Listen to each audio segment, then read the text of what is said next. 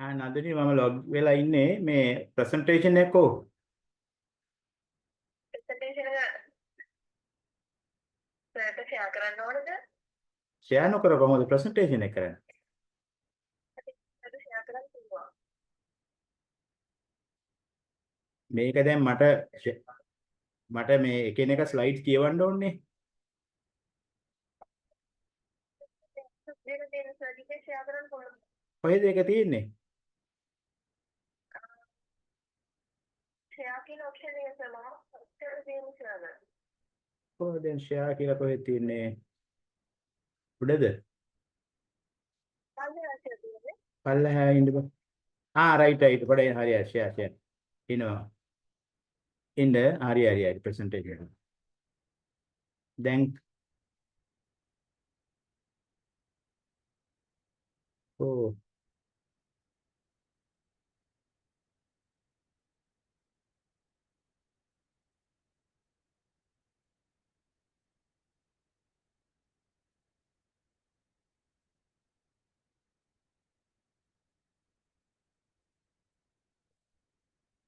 සර්ට PowerPoint එක open කරගත්තා නම් ෂෙයා කරගන්න පුළුවන් sir.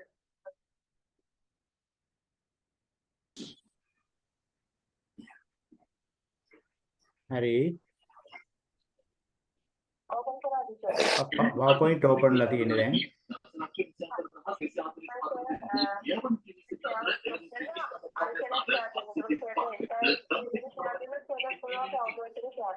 Hello. Hello. Hello sir. Yeah. කොහොමද දැන් මට මගේ ප්‍රසන්ටේෂන් එක දාගන්න බෑ මට. ෂෙයා මම බටන් එක ක්ලික් කළා.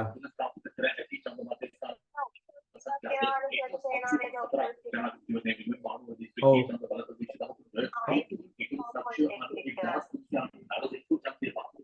PowerPoint කියලා නෑ ඔප්ෂන් ෂෙයා සවුන්ඩ් තියෙනවා ෂෙයා වීඩියෝ තියෙනවා. PowerPoint එක ආයෙ ඕපන් කරන්න වෙයි දැන්.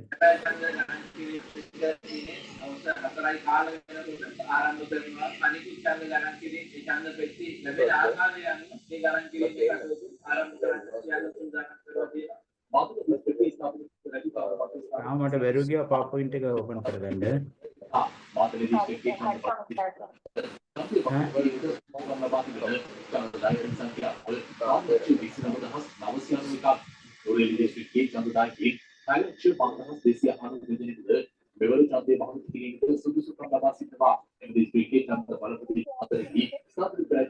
නෑ ෂෙයා කියන එකේ තියෙන ෂෙයා සවුන්ඩ් උයි ෂෙයා වීඩියෝ විතරයි. වීඩියෝ ෂෙයාරින් විතරයි. ඒ දෙක විතරයි.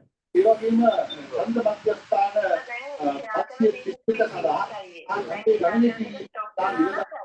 මේ කොහේ හරි සද්දයක් ඇහෙනවා මේ කාගේ හරි රේඩියෝයක් ඕක Excuse me, Mandula. It's okay. Okay. මේ දැන් මට මේ PowerPoint එක මම ක්ලික් කරාට ඔය ෂෙයා වෙන්නේ නැහැ නේද? PowerPoint තියෙනවා.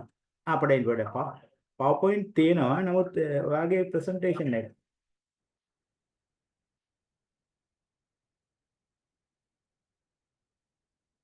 ෂෙයාද?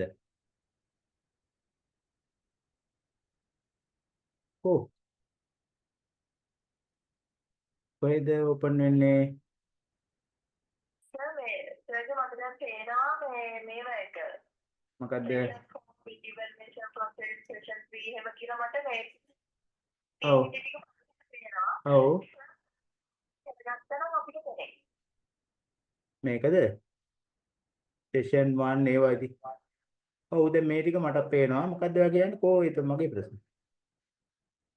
ඒකේ සර්ට ඔය ආදාලෙකට මේක පල්ලෙහා නේද සර්? session 1 introduction to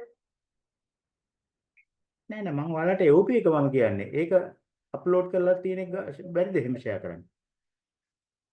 ඒකේ නැහැ සර්. මම LMS එකට අප්ලෝඩ් කරලා ස්ටුඩන්ට්ස් කට ගන්න. මම මගේ එක ඕපන් කරගන්න ඕනද? සර්ගේ එක ඕපන් කරගන්න ඕනේ සර්. එහෙනම් මෙතනින් බෑනේ. එහෙනම් මම ඕක දාලා තියෙන්නේ මගේ මේකේනේ. ඔව් ඒකට කියන්නේ ඩෙස්ක් මයි කම්පියුටර්නේ. ඉන්න බෑ.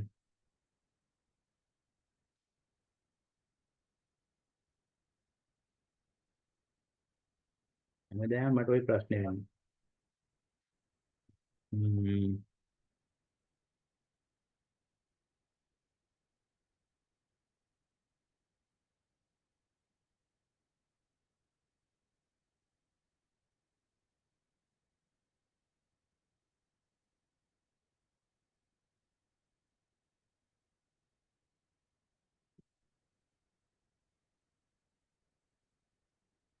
අපිට වෙනදාට ඔයාලා අප්ලෝඩ් කරලා දෙනවනේ මේකෙන්ම. මෑසේජ් වලට හොත් දීලා සර්වර් ගමන් ෂෙයා කරන්න. සර්වර් ලේසියෙන් ස්ලයිඩ් ෂෙයා කරලා ඔව් මම ෂෙයා කරන්න ඕනේ ඒක තමයි. දැන් මම මේ බැලුවේ මගේ ආයේ මේකට යන්න ආයේ. දැන් මගේ ලැප්ටොප් එකේ තියෙන්නේ. ඔව් එතකොට මම දැන් මේ ඒක සර්වර් තියෙන PowerPoint එක ඕපන් කරන්න. එතකොට සර්වර් ෂෙයා දැන් ෂෙයා කරලා තියෙන එක තියෙනවා ඒක පොඩ්ඩක් ස්ටොප් කරන්න. නවත්තන්න. ඒක හරි. ඒක නිසා එන්නේ නැහැ. මම මිනිමයිස් කරලා විලන්නේ. හරි.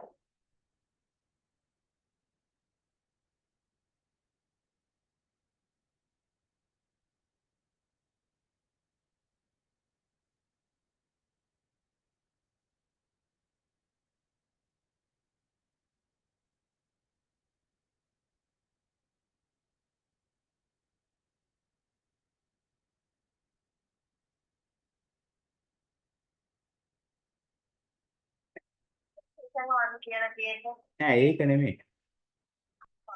ඒක නෙමෙයි වෙන එකක් ඕපන්ලා තියෙන්නේ. එහෙනම් සර්වර් ඩෙස්ක්ටොප් එකේ කියලා තමයි ගන්නයි. ඔව් ඒක තමයි. මට මේකෙන් අයින් වෙන්න වෙයි දැන් නෑ.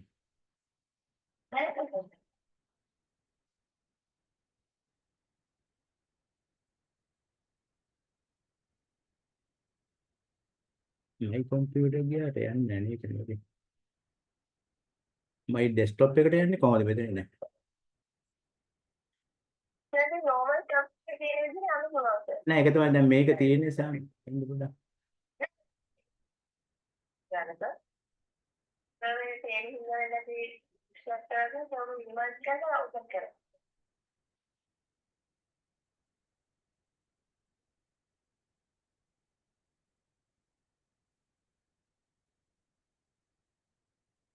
right දැන් හරි. ඉන්න පොඩ්ඩක් දැන්. පොඩ්ඩක් ඉන්න.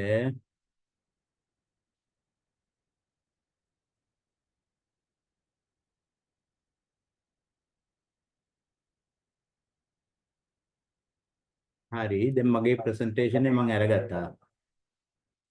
දැන් අර ෂෙයා කියන ඔප්ෂන් එකට යන්න. ඒකවල සෙට තේරෙන්නේ ප්‍රසන්ටේෂන්. හරි.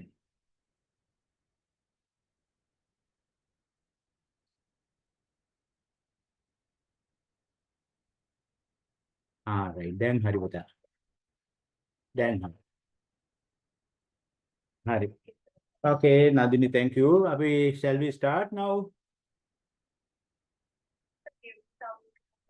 Okay. All right. Okay.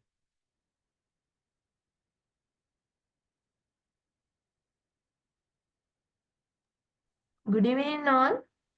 This is the first lecture of our core subject. So let me give few minutes to introduce you before the starting the session.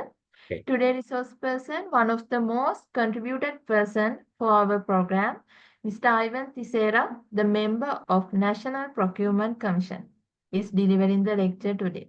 Sir, you are welcome to our session and over to you, sir. Thank you very much, sir. Thank you so much, Nadini, for your very generous introduction about me.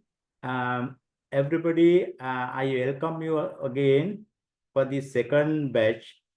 First of all, I would like to tell you, this is our interactive session. So don't hesitate to stop me at any point and ask questions. So I have given the presentation, I think 1 week ago. Probably you must have read and you must be having some sort of knowledge, and so please ask question. That is my message. Okay, shall we go to the first slide? So this is basically the introduction part.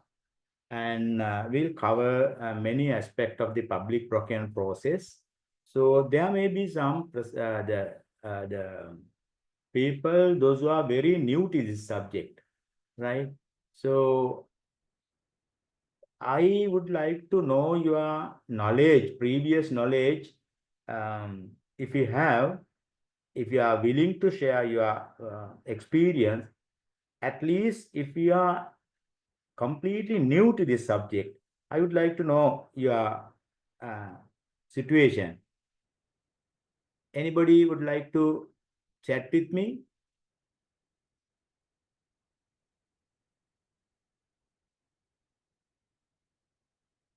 Anybody willing to share whether you are completely new, especially new people?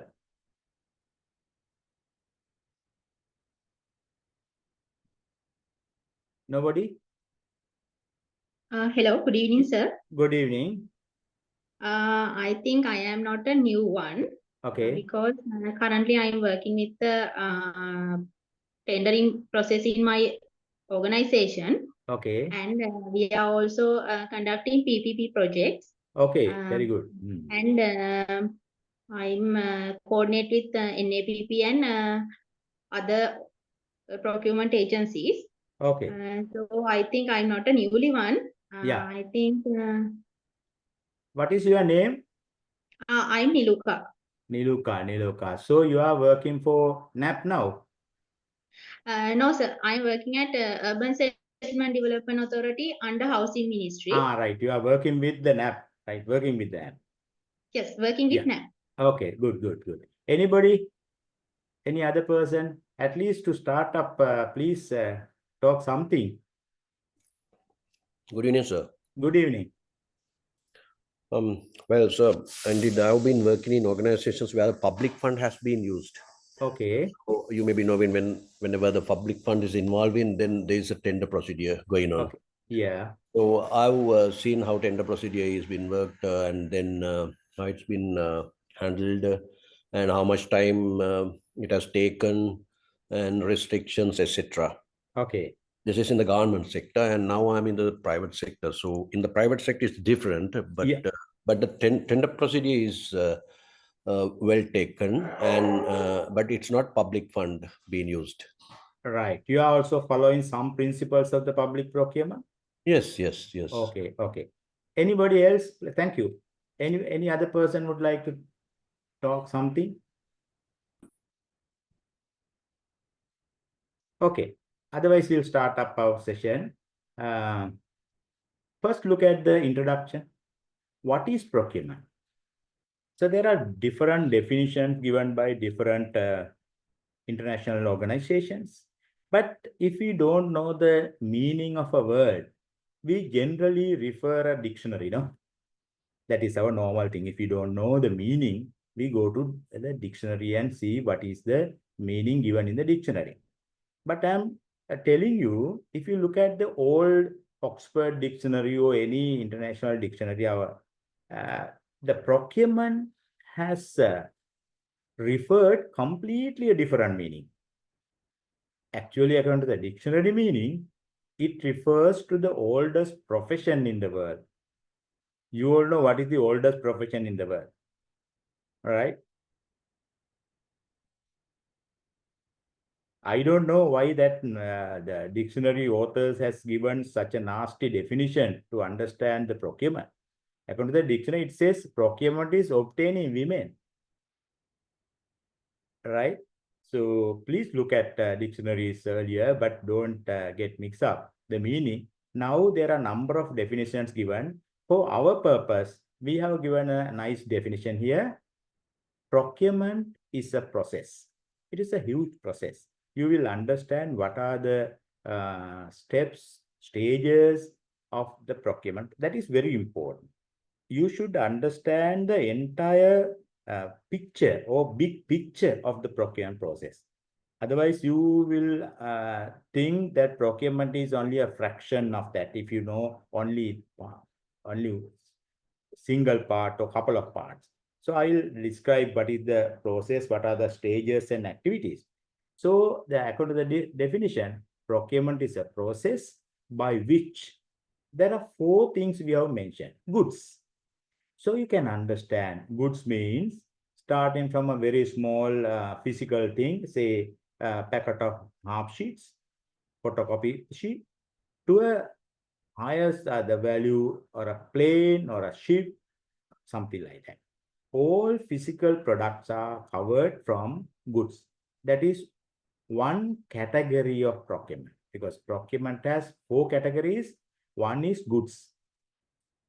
The important thing is, even though a procurement policy and principles are same, if you want to procure goods, it is not same as procurement of works, right?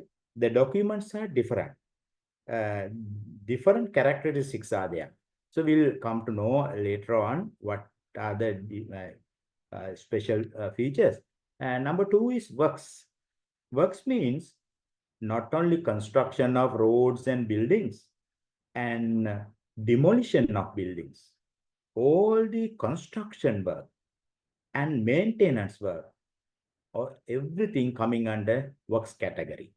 That is a huge area of procurement. You know, we have seen a lot of highways, reservoirs, dams, airports, harbors, all are construction work coming under works category. Third one is non-consultant services. That is not goods, that is not works, and that is not consultant services, which we are going to explain as the number 4. Non-consultant services, or we can give another name, that is called other services. For example, if you want to get janitorial service, security service, insurance service, catering service, or you want to repair your vehicles, equipment, all are coming under service category. So basically, our procurement guidelines, the existing guidelines, and also we are going to introduce a new guideline very soon, probably after the election, that covers only the 3 areas. You have one guideline and manual, and various other circulars are issued earlier. Now all circulars will be replaced with the new guideline. Guideline covers these 3 areas. Consultant service is a separate category, completely different category. That means expert services. For example, if you want to construct a building, you need various consultants. For example, you need architects, you need the structural engineers, you need civil engineers, quantity surveys. And if you do some, the construction work, you need supervisory consultants, engineers, etc., etc. So if you want to hire outside people, not your employees. So employees are part and parcel of the organization. If you want to hire or to get an expert service from outside individuals as well as firms, service covers individual consultants as well as consulting firms. I'm telling you that is a completely different methods, different documents, different evaluation, different guidelines and manuals, right? At the moment, we have a guideline issued in 2007 by the National Procurement Agency, but not yet printed. It is on the website, Finance Ministry website. So as a first understanding, procurement is a process by which goods, works, non-consultant services and consultant services are acquired. That is another word. Procurement is not a selling part. It is not the disposal part. It is only the acquisition part.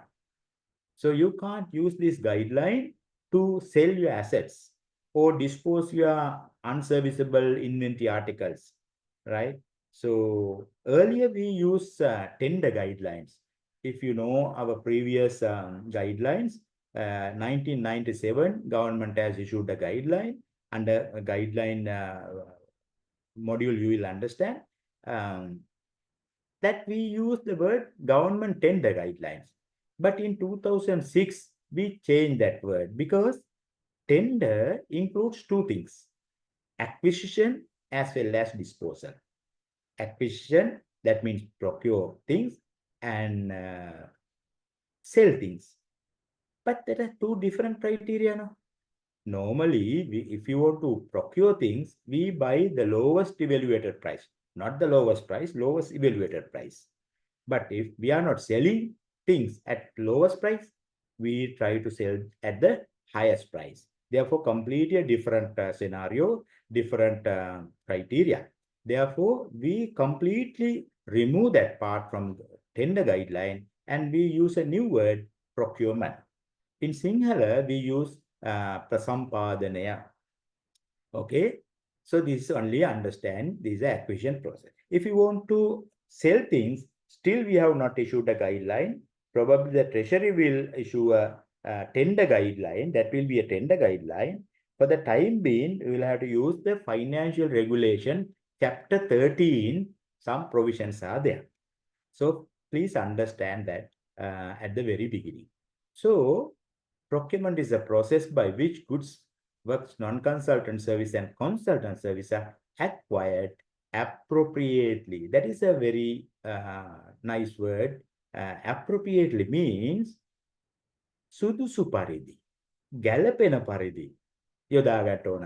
ප්‍රසම්පාදනය යනු, ප්‍රසම්පාදන ක්‍රියාවලිය යනු භාණ්ඩ, වැඩ, උපදේශාත්මක නොවන සේවා සහ උපදේශාත්මක සේවා සුදුසු පරිදි ලබා ගැනීමේ ක්‍රියාවලිය කියලා අපිට සිංහලෙන් translation එකක් දෙන්න පුළුවන්. If you understand Sinhala, I think the most people understand. Appropriately means, supposing if you want to construct a huge construction, say 100 million, 200 million, 500 million, or couple of billions, that method is different from purchasing a couple of half sheet or purchasing of a couple of computers, laptops.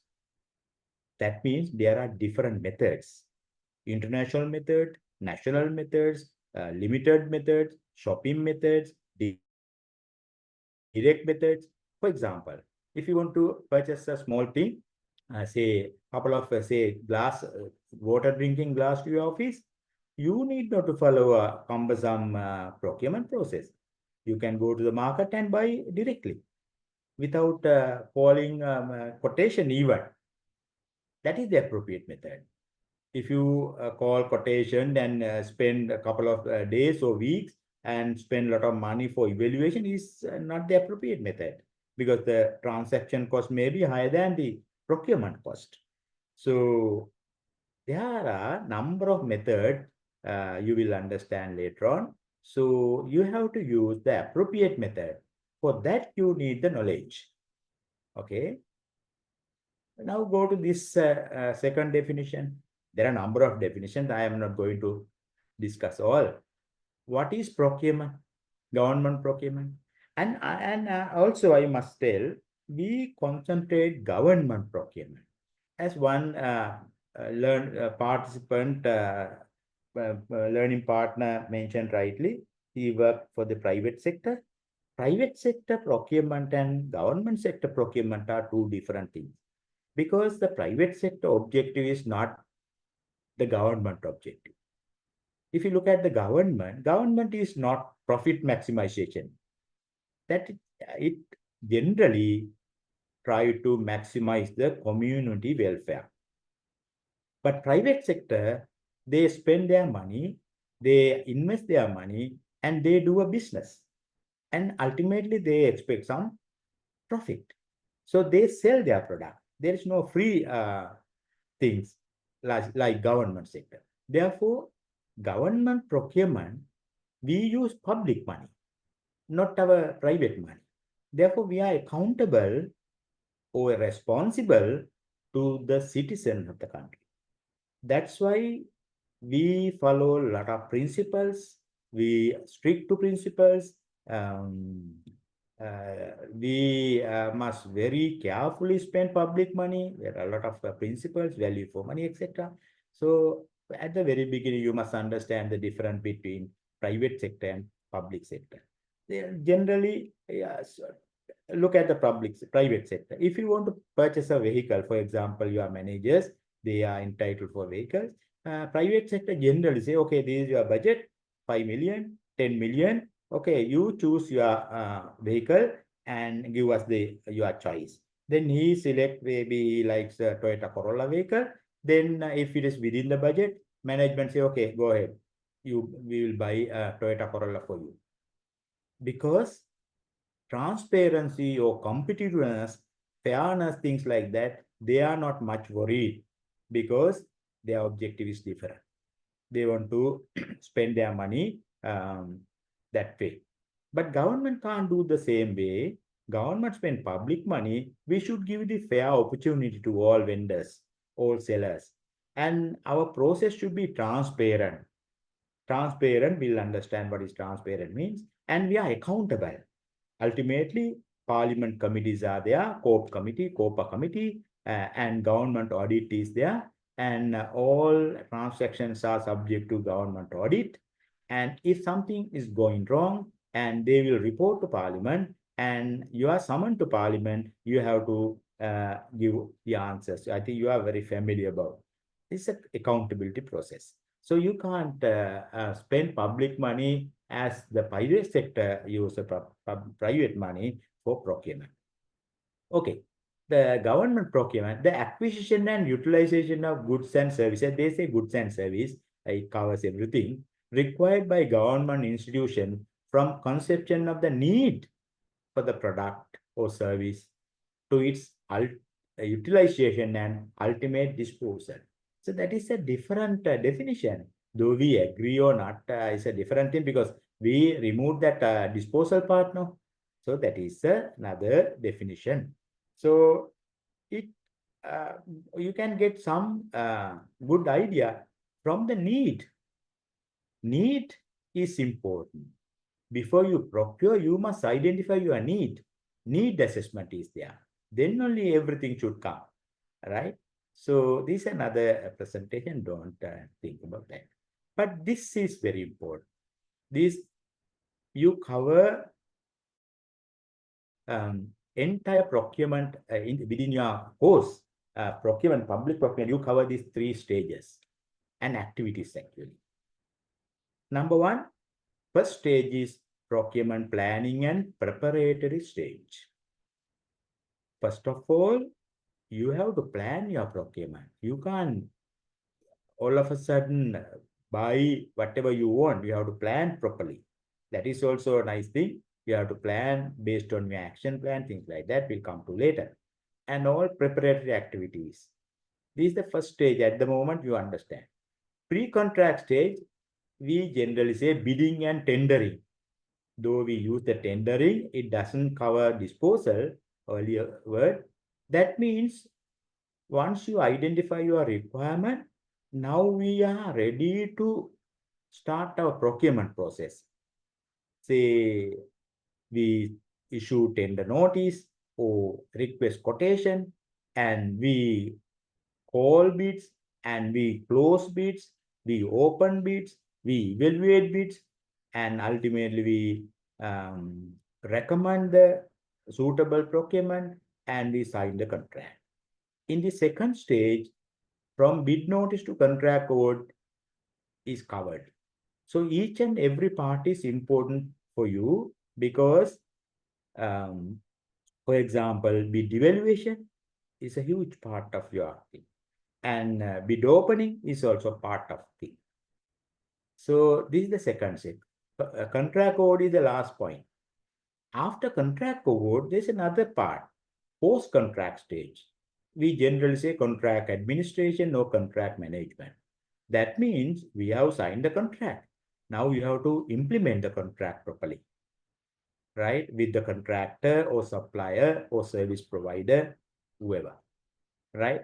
So is basically you ensure the required goods has been delivered as per the quality, specification, within the time, various things are there. Actually, in our procurement guideline, covers this first and second stage only. Post-contract, we don't have at the moment a guideline. Now the National Procurement Commission has started that process also. Very soon you will get another guideline that is called Contract Management Guideline. That means all the post-contract activities, not only goods, work, service, and also consultant service. How we ensure contractor, supplier, whoever has delivered the procurement as per the contract agreement. So we'll learn different things later on. So up to now, we understand there are 3 stages in the procurement process. Now I have given some idea. This is not covered the entire activities, but get some idea in the first stage. Procurement planning and preparatory stage. Procurement preparatory stage and planning. Number 1, identification of needs. Then you have to plan, as I mentioned, procurement planning. Once you plan, actually your planning is also not in isolation. You have to plan according to your action plan. Action plan should be prepared based on your strategic directions like vision, mission, objectives. I'm not going to discuss this, but I will discuss in a separate presentation, procurement planning presentation.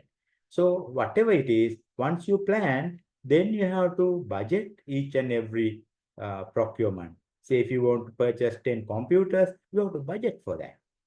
If you want to construct a building or whatever, you have to prepare a BOQ, bill of quantity, and you have to develop specifications.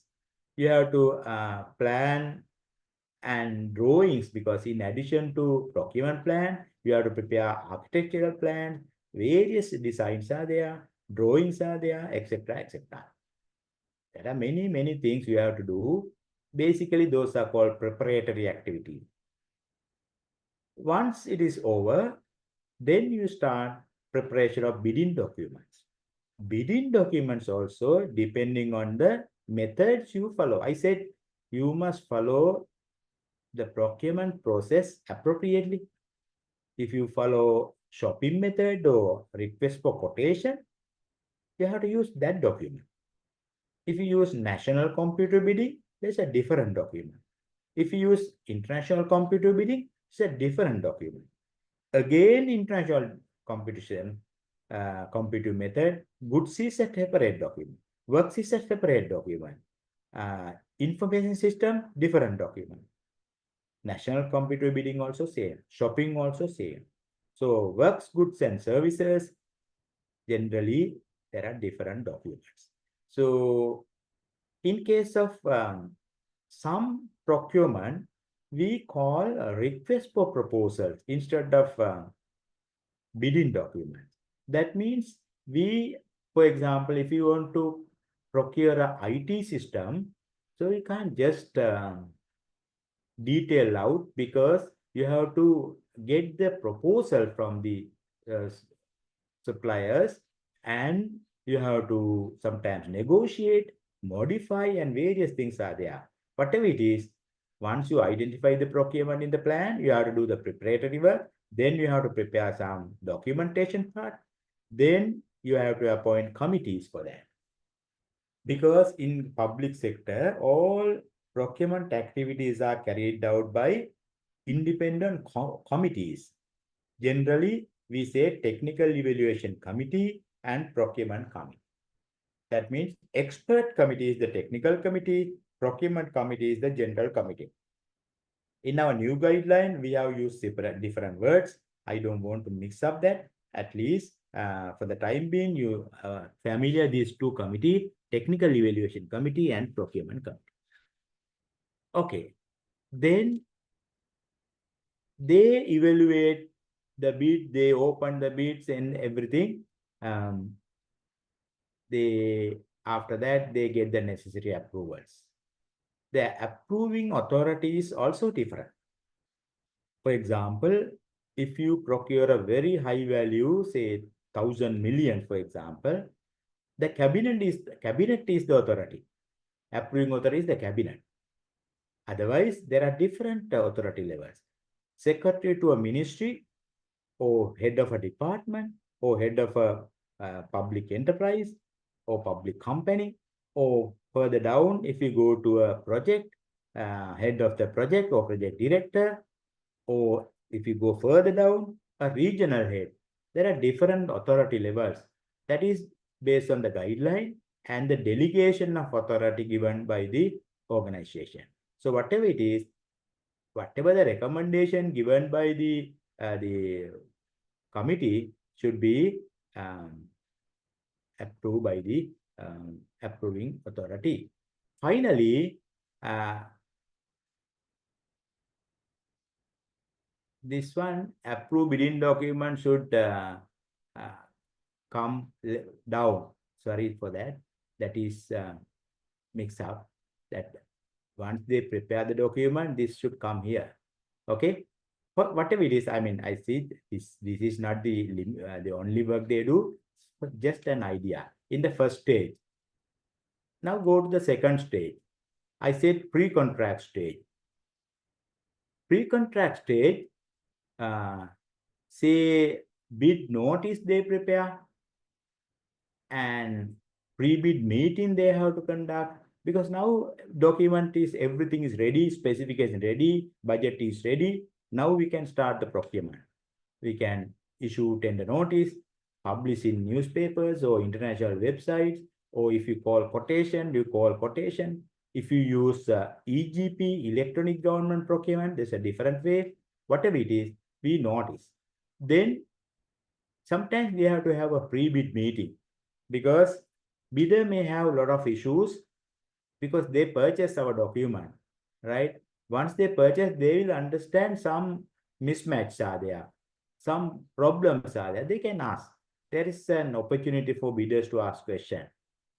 If we agree, we issue amendments. That is called addenda. That is part of the bidding document. So issued bidding document, we change before close. Then only we close bids and open bids. That is another process. I said we have to learn everything, bid opening and closing process. After that, evaluation process. So bid evaluation and final recommendation. Not in the previous slide, we say evaluation, whatever the technical committee go through the bidding document and specification they approve, not the bids they approve, recommend. So now they evaluate the bids and they give final recommendation. Again, they have to get the approval from the authority. Then they issue letter of award or letter of acceptance, or sometimes we issue purchase order, whatever it is. So selected bidder get the letter of acceptance. And that there are some formalities. They have to sign the contract, they have to keep securities and things like that. Okay. Okay. Then after acceptance, we sign the contract. Contract come and sign the contract. This is generally the second stage activity. Everything is important, you have to learn. The final stage, I said the post-contract or contract administration. That means now we have selected the bidder and we have signed the contract. Then first thing, there are also many activities, but I have given some for you to understand. Kick-off meeting. So with the selected contractor, you will have a meeting, especially engineers get together and they discuss their work plan and various things are there, and they will have a site visit and things like that. Then they embark on their work and progressing of orders or contract, handing over the site to the contractor and various things. Then after that, we can pay an advance to the, we say mobilization advance. Our guidelines say you can pay 20%, 30% advance, but they have to give advance security. We can pay, okay, upfront. Then they supply goods, for example, or construction they partly completed. Then we pay part payments. So they can't finish it within a couple of months. Maybe some years they take, and progress payments are made. Then various other problems come up because there are a lot of issues coming up for construction work due to weather, various disturbances. We have to give an extension of time. EOT means extension of time, and various activities. And we have to pay different claims due to various reasons. Then contractor and the employer, there may be some disputes, problems. So there should be some dispute resolution mechanism also. That is also part of the contract management or contract. For example, we try to amicably settle the issue, or we appoint an arbitrator, or we have to appoint an arbitration board, or we can follow the arbitration provision act is there, and various resolutions are there.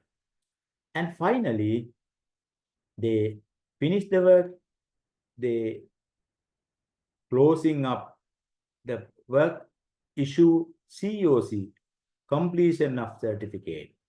So engineer will issue the completion of certificate upon submission of completion of the work, and after there is a period, or defect liability period is also there. If you finish your work today, we are not going to release their retention money. So there is maybe 6-month retention or whatever. After the retention period, we'll issue. I mean, generally, these are the activities involved in the third stage. There are many other activities, just to get an idea. Okay, now look at why procurement is so important. I must tell you, for the last 100 years, if you look at government spending, so government is the biggest purchaser in the country, any country if you look at. This is not in Sri Lanka, across all the countries.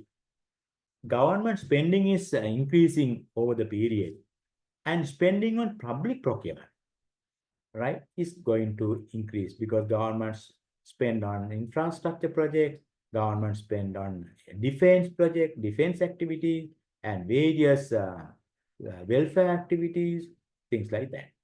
And also public procurement legislation, not only guidelines, procurement acts also issuing during the past. If you look at the other countries, in Sri Lanka also, we have started drafting a public procurement act also. And private sector participation is increasing. And one person said he is working with the private-public partnership unit. So there is another aspect of procurement, PPP, public-private partnership. So that is a completely different area. So we will have a module on that. So whatever it is, what government need is provided by the private sector, not essentially government organizations are providing. Sometimes the government organizations also provide. So another thing, public procurement is very important to national economy. I will explain a little bit later how public procurement is critical to economy, right? Give me a couple of minutes. Then over the last 100 years, competition among national companies also increasing, right? Because private sector is more rely on the government procurement, because government is the biggest purchaser, I said. So they would like to sell their things to government.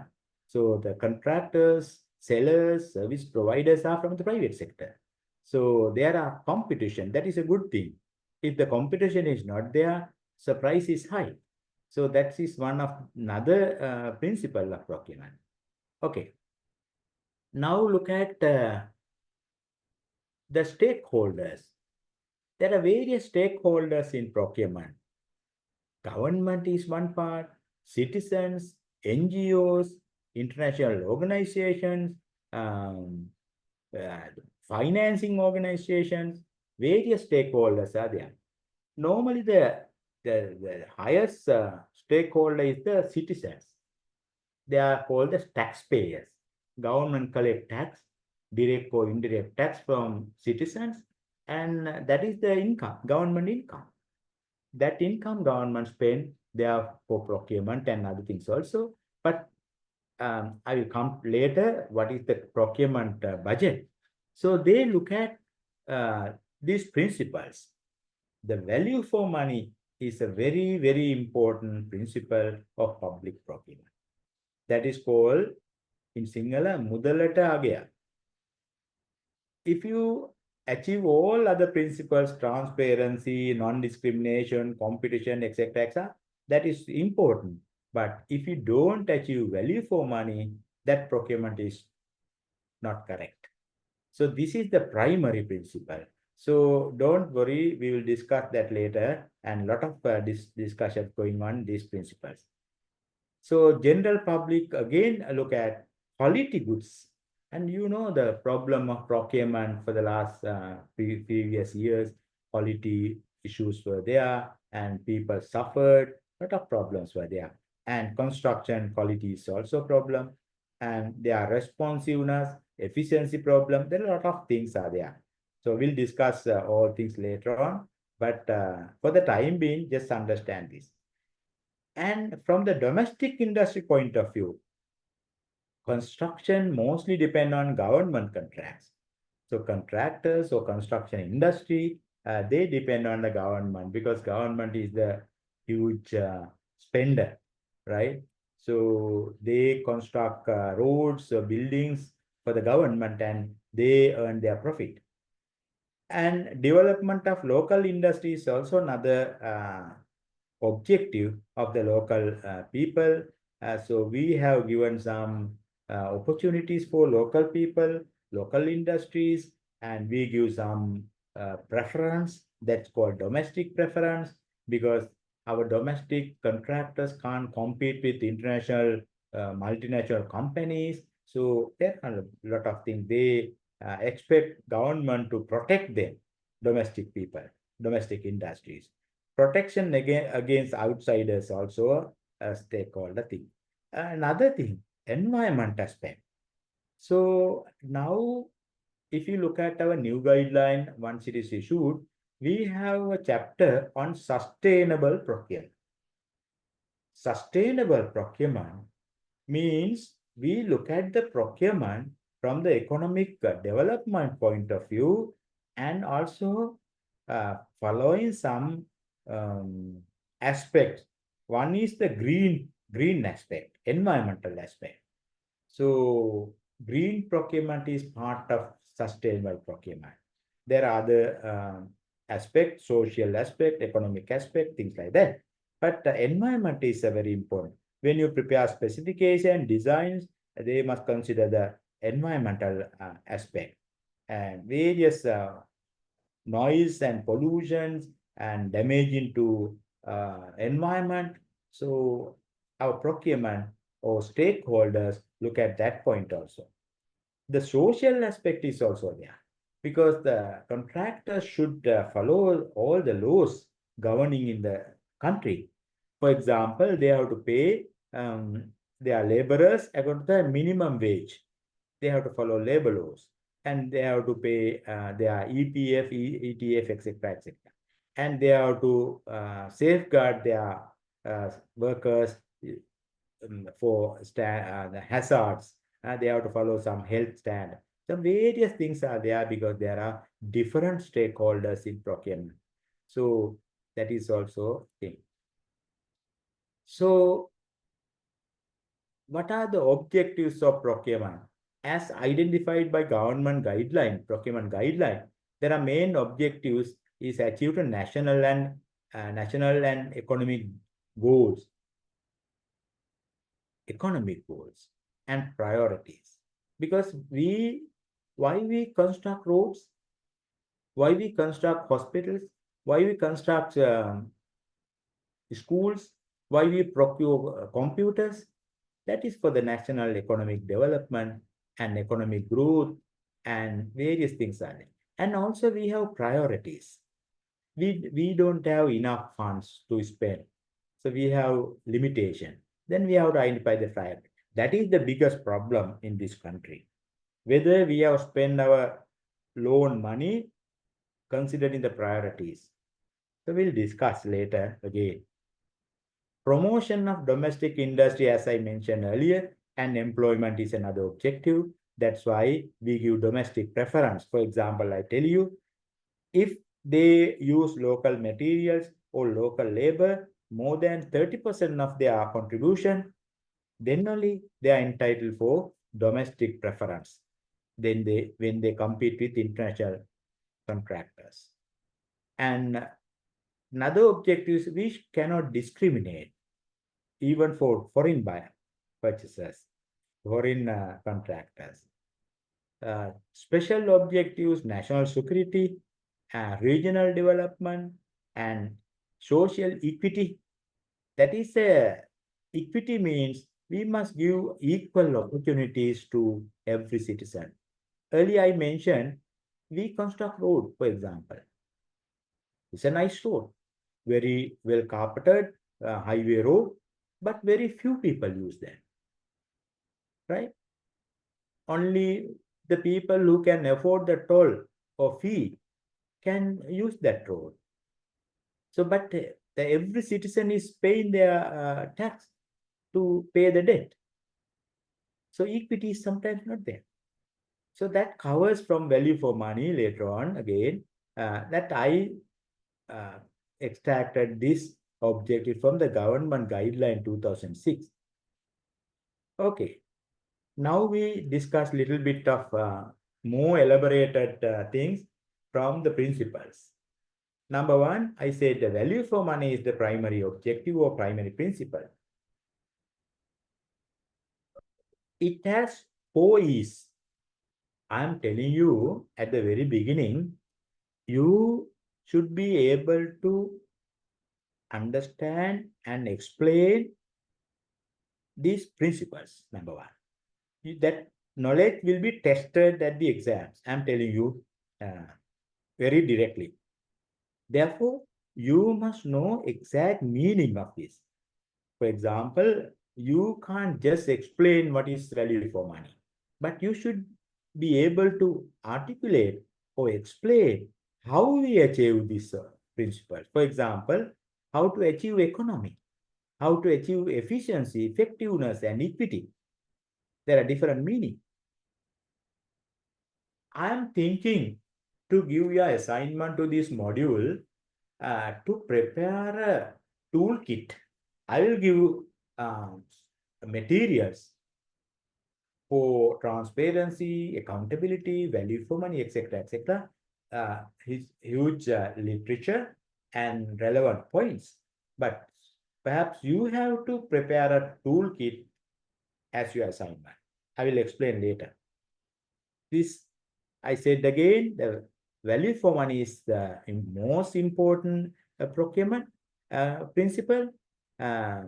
It has 4 parts: economy, efficiency, etc. Sometimes some people think economy is the cheapest price. That is not the cheapest price. Economy does not necessarily mean the cheapest price. I will give a small example. We want to purchase computers, for example. So what is the computer? If you look at our earlier circulars, earlier circles, so we have to prepare specification and things like that. So if you want to buy computers, we probably prepare the latest specification. Say 2 terabyte and all speed or whatever, you all know very well. And this is the procurement we want, and we call quotations or bids or whatever. Then we get different prices. Say you got 3 quotation, for example. One person say my price is 150,000 because the latest computer. One person say it is 140,000. Another person say it is 160,000. So if you look at other things are okay, we look at the lowest price, say 140, if there is no other problem. We assume or we think that is the economy price. But I'm telling you, that is not the economy. that is the lowest price of the highest category of the price range provided your specification. Why? You ask a very sophisticated specification. Okay. Then you assume that you purchase that and you distribute these computers to the request people. But they do this computer, whether they use this terabyte or speed, they generally use for typing letters. They don't even use the capacity. It is said they generally use less than 5% of the capacity. Is that economy? That is not the economy. So if it is economy, first you must identify what is the use, what is your use. For general typing, why we purchase very sophisticated high resolution computers? You can buy general computers and maybe 50,000, 60,000 you can buy. But for analysis or what, the purpose you can buy high computers. So in order to ensure economy, you must consider what is your requirement, whether your specification is meeting that objective, things like that. So don't mix up. The general people say in newspapers we have seen, if there are different prices, government has not selected the lowest price. No, I think his idea is wrong. Government can't, or government officials or committees can't select the lowest price. They have to select that price is the lowest evaluated, substantially responsive price. So you will learn under evaluation how we select. If it is the lowest price, why we do the evaluation? At the opening, we know what is the lowest price. Sometimes the lowest price is not comply with our technical requirement, quality requirement. So therefore, we have to reject. So therefore, don't general some people think like that. So okay, now I have given a more elaborated meaning of each E. Economy, minimizing the cost of resources used or required inputs. For example, as my example, spending less. Don't spend too much. If you want to follow the economy part, don't buy sophisticated computers for typing. Buy a general computer. If you want to purchase, I think you can remember a couple of years ago, one provincial council, they tried to purchase chairs for 800,000. I think you can remember. That is also procurement process. They have followed the procurement process. They have prepared the specification. You can buy chairs for even 100,000 or 1 million. That depends. But is it economy? Why we spend that much sophisticated chair for, say, even the provincial council use? So that economy means you always say spend less. Don't spend too much. That is the idea. But you have to buy the required quality. You have to buy the required quantity, required quality, not the best quality. Always. Sometimes we can buy efficiency. That is another big problem in this country. Everybody is talking public service is inefficient, public officers are inefficient. No, I don't think officers are inefficient. I say systems are inefficient, right? So public officers or private sector officers, they are efficient people. But what is the measurement we have to measure their efficiency? The efficiency means the relationship between the output from goods or service and the resource to produce them. Or another way we can say spending well, right? Efficiency is input and output relationship. Efficiency is a measurement we can use to using output and input. So and when we discuss value for money, you will get more understanding. For the time being, efficiency is the relation between output from goods or services and the resources or inputs we use to produce them, right? Third one, effectiveness. That is not the economy, that is not the efficiency, effectiveness. In Sinhala, there's another good word, sapaladayakatva. Sapaladayakatva, or we can say outcome. For example, I said the earlier example, if you want to construct a highway, we can construct a very quality, nice highway. Output is there. You can see that. But whether the money we spend is necessarily effective, that means that road is not used use many people or few people are using. In the remote area, we construct a very nice highway. The output is there, but outcome or effectiveness is very less. That means you are not spending that wisely, not wisely spending. The relationship between the intended and actual results. So you construct the road to use the people, majority people, but very few people use. But outcome is very less, considering the huge money we spend. That is the biggest problem we face in the recent past, right? So a lot of construction, we are not using that, right? I don't want to elaborate during this date because it's not wise to discuss further. Equity. Earlier I mentioned equity. The extent to which services are available to and reach all people that they are intended to. Spending fairly. Sadharana vidhira vidhan karana. Whether the intended people get the benefit. Only a rich people or very small fraction of the society is utilizing that service. So equity is not there. Some people may receive differing levels of service for reasons other than differences in their levels of needs. Some people get more than their requirement, but some people get nothing sometimes. Equities. So value for money is a very, very important thing in public procurement.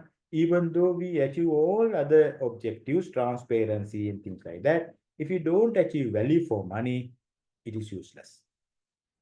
Okay. So I have given some examples for equity. The cost and level of provision of a service is more for one group of people than that for another group of people with similar needs. My example is same. Some people cannot reach, see, hear, or use that service. Some people can't even reach. For example, if you take a plane, for example, that is not only for tourists and the other local people also use. But how many people can use that facility because of their income level? They can't at least reach.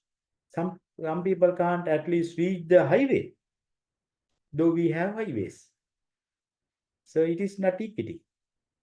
The service may be unsuitable for some people's specific needs, right? A service is provided in a language that some people do not speak or terms they do not understand. So sometimes that is also there. So language become a barrier to reach out that facility, for example. Some people are unaware that the service is available to them. So service is there, but people are unaware. So equity is in a different aspect we can discuss. Okay, again, value for money, I'm thinking, because I stress this part more and more. I said you will have to study sometimes via assignment. I would like to discuss at the end, probably. I will give some hints, some points related to value for money and other principles. Your job is to prepare a checklist. For example, very easy guideline or easy toolkit checklist. What you have to do is the user has to do is just tick if it is this, yes or no, answer it. You need not to study all. You can select only one principle. If you prefer to prepare value for money, that people or group sometimes select that. For transparency, accountability, all couple of principles are there. Relevant materials will be given. Your assignment will be that. That will be very useful. So look at what ADB, Asian Development Bank has mentioned about the value for money.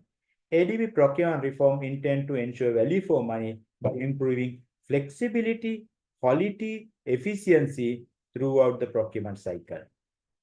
Procurement cycle or procurement process is same. See illustration below and the guidance note. So ADB has given a lot of guidance on VFM. VFA is part of a holistic procurement structure with 3 support pillars.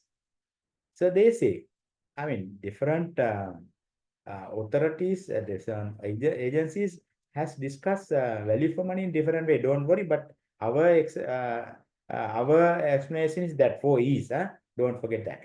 They say equity, quality, and flexibility. The 2 key principles, transparency and fairness, they all mix up together. When a project is delivered promptly or when a process is completed rapidly, greater value is created for all stakeholders. Right. That means that is also true, because if you delay the project, then the stakeholder, the citizen, will not get that facility. So therefore, earlier the better always. For example, a road project completed early provides economic benefit, security, or other value to the community. In a broader sense, that is also agree, right? So that is, we can from some point we can explain from the efficiency, time efficiency point of view. Efficiency has a different meaning, but time efficiency is there, or administrative efficiency is also there. It increases the return on investment, ROI, to the executive agency and accelerate the project and payment cycle to the successful bidder. So if you do quickly and do your project quickly, and the contractor will get the benefit quickly and his return. Likewise, a project delivered late lose significant value. That is true. So that is some different viewpoint of value for money, but don't think too much of that. Just get an idea. Huh? So there is another explanation of the ADB again. Value for money, the effective, efficient, and economic use of resources, which require an evaluation of selection, cost and benefit. So they say efficiency is this. For example, decrease transaction cost. You have to reduce the process cost, for example. Increase skills, increase high level of technology use, improve procurement planning, support and encourage of e-procurement system. That is how ADB has looked at the efficiency. Quality, contract management support, prompt resolution of complaints, dispute, improved developing member country procurement process. I mean, World Bank, ADB, etc. Improved procurement planning, governance, contract with clear performance criteria, minimal number of complaints, improved ADB process. All the things ADB has identified for the quality. Flexibility, open competitive bidding. They say it is flexible. Decentralization rather than centralization. Accreditation for alternative procurement arrangements. Principle-based decision. Improved procurement planning. So all the things they have mentioned. Okay. Again, the value for money in procurement cycle include transparency and integrity, right? They look at the value for money in different aspects. Transparency, if transparency is there, integrity, that means honesty, achieved, we can say in the procurement cycle, we can ensure value for money in a broader sense, that is true. The needs of end users and other stakeholders are appropriately identified and factored into a procurement arrangement. That is true. So that means equity, effectiveness, that will cover. A clear statement of procurement needs of an objective is developed, including permitted socio-economic and environmental goals. Yes, I agree with that. Clear statement procurement needs. Before you procure, you identify the needs, whether we need a road, whether we need the bridge, whether we need a port, or whether we need a hospital or a school. We have design. Then we can ensure value for money. A procurement modality proportional to the risk. So there's a risk also. Value, context, and strategic importance of procurement. So that is a different thing, strategic importance, making the process fit for the purpose. So some projects are they are strategically important. For example, whether this project will generate employment, for example. If we have employment, we have unemployment problem. So whether that procurement can arrest or address our strategic need. So that is also there.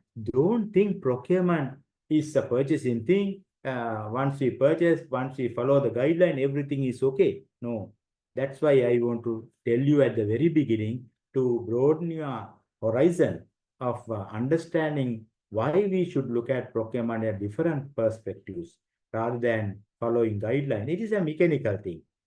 The technical requirements are adequately specified as the cost and non-cost elements that will need to be evaluated. There are cost types as well as non-cost type or social cost, right? For example, if you construct a highway, sometimes you have to destroy some farms, some agriculture fields, paddy fields, some business places. So you'll have to weigh. I mean, that is ultimately you have to decide before we approve the project. Is a feasibility studies are there. We have to do a feasibility analysis, for cost benefit analysis. All things are matter. A contractual form appropriate for the objective is selected. There are different contract forms also. Clear evaluation criteria. So there are a lot of things we can discuss under value for money. Evaluation criteria. How we are going to evaluate? Whether we look at only the lowest price. It is not the always the correct evaluation criteria. For example, you as a private person, are you going to the market and buy the lowest price always? If you want to buy a car, are you going to buy the lowest price car in the market? No. That depends on your budget, number one. But you try to buy a more durable, more economical vehicle and which has after sales value after a couple of years. So that means you as a citizen, you know very well about the value for money. So we look at the good or vehicle and we evaluate the price from a different angles, right? But if you think the government is always purchasing the lowest price, that means always we end up with low quality product. Sometimes the purchasing price is low, but the maintenance price is very high. Sometimes you know that. If you buy that vehicle, your initial cost is low, but your fuel cost is high, tire wastage is high, spare part cost is high, and also at the end, there's less resale value. Therefore, there's a different evaluation criteria that is called life cycle cost. Life cycle cost, or we say total cost of ownership. Please note down some concept because we will discuss later. You have a presentation on life cycle costing also on the evaluation module. It's a very important. We not look at the purchasing price, initial purchasing price. We identify for 5 years or 10 years during the lifespan, what is the operational cost, fuel cost. After 5 years or whatever years, what is the resale value? We consider everything and we identify the future cost and future benefits. And using discounting factors, we calculate the net present value. And if the net present value is high, we take the decision. It may be the highest price sometimes. It doesn't matter. Even our guideline is allowed that. But the thing is, you must, at the very beginning, you must decide whether you use the value for money. A life cycle costing method. So then you have to give the information to the bidders to provide what are the operational costs, fuel costs, etc. Based on that, we can evaluate, right? So evaluation criteria is a matter of to ensure value for money. The bidder whose bid best meet the needs and objectives is selected. That is generally okay, no? An effective contract management plan is developed to ensure that the contract is successfully implemented and the deliverables are met as agreed. In order to ensure value for money, that is also there. We have to prepare a contract management plan. VFM at 4 key stages of the procurement cycle. So again, I have specified in under 4 main areas in order to ensure value for money. Appropriate level of planning to develop a suitable procurement plan, including design of the procurement approach. So as I mentioned earlier, in order to ensure value for money, you must think at the planning stage. If you decide that the planning stage the wrong product, then you will not get the value for money. You must decide, okay, we want the benefits for 5 years and or whatever the period, and then we decide what the most suitable good or work or whatever to do. Identify the requirement. So a specification, a terms of reference to be delivered to the contract, whatever it is, that is also part of the specification. I earlier said, no, if you want to purchase a computer, you decide what specification you prepare. Based on the specification, price will change. Appropriate use of evaluation criteria again is as improved. There are a number of evaluation criteria. Sometimes we use the lowest price. For example, the similar qualities there. For example, fuel, 92 petrol, generally the quality is same. If there are 3 suppliers, if they give the lowest price, there's no harm buying at the lowest price because the quality is same. Or grains sometimes, but not always, not computers, not other things. Some goods we can use the evaluation criteria as the lowest price. But generally we use cost plus other factor method. Cost is only one aspect. Other things, for example, delivery period, various other things, durability and various points are there. Another method, as I mentioned quite some times ago, the life cycle cost. And there's another method, merit point system. All things you will learn later on, but just an understanding. There are different evaluation criteria. If you think the lowest price is the criterion, please remove that idea. It is not correct for procurement business always. Sometimes, yes. Management of the contract management is also part of contract value for money. There's another way of explaining VFM. I mean, you should look at the process, this process. we have inputs. For example, if you work in an office, you have people, you have equipment, you have land, you have building, all are resources.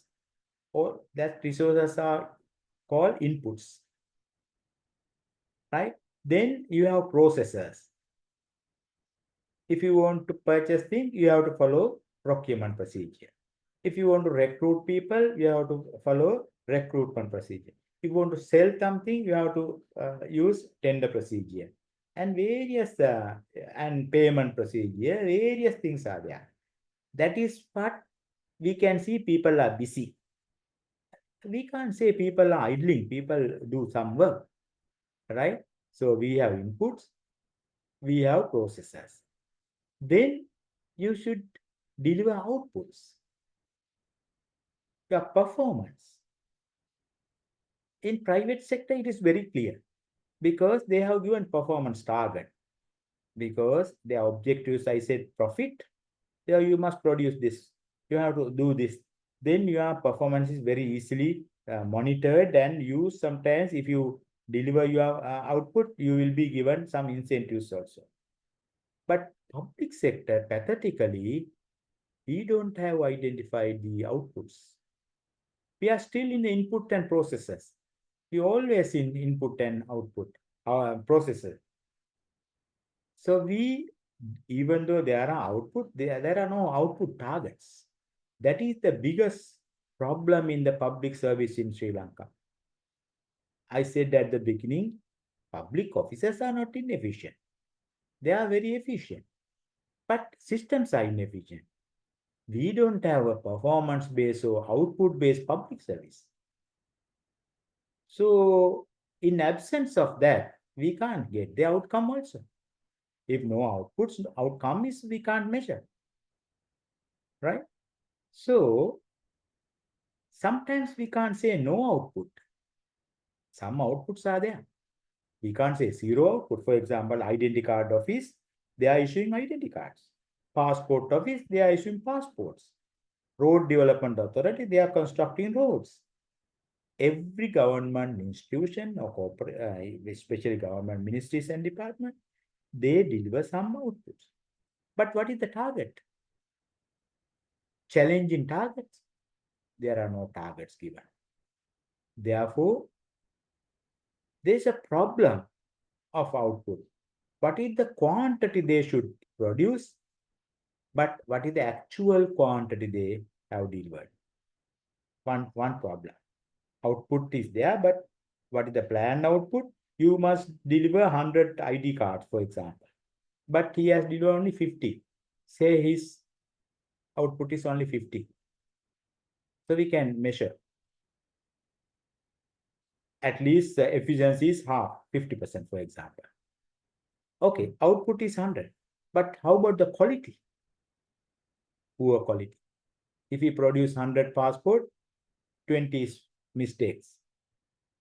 His accuracy is only 80% or 70%.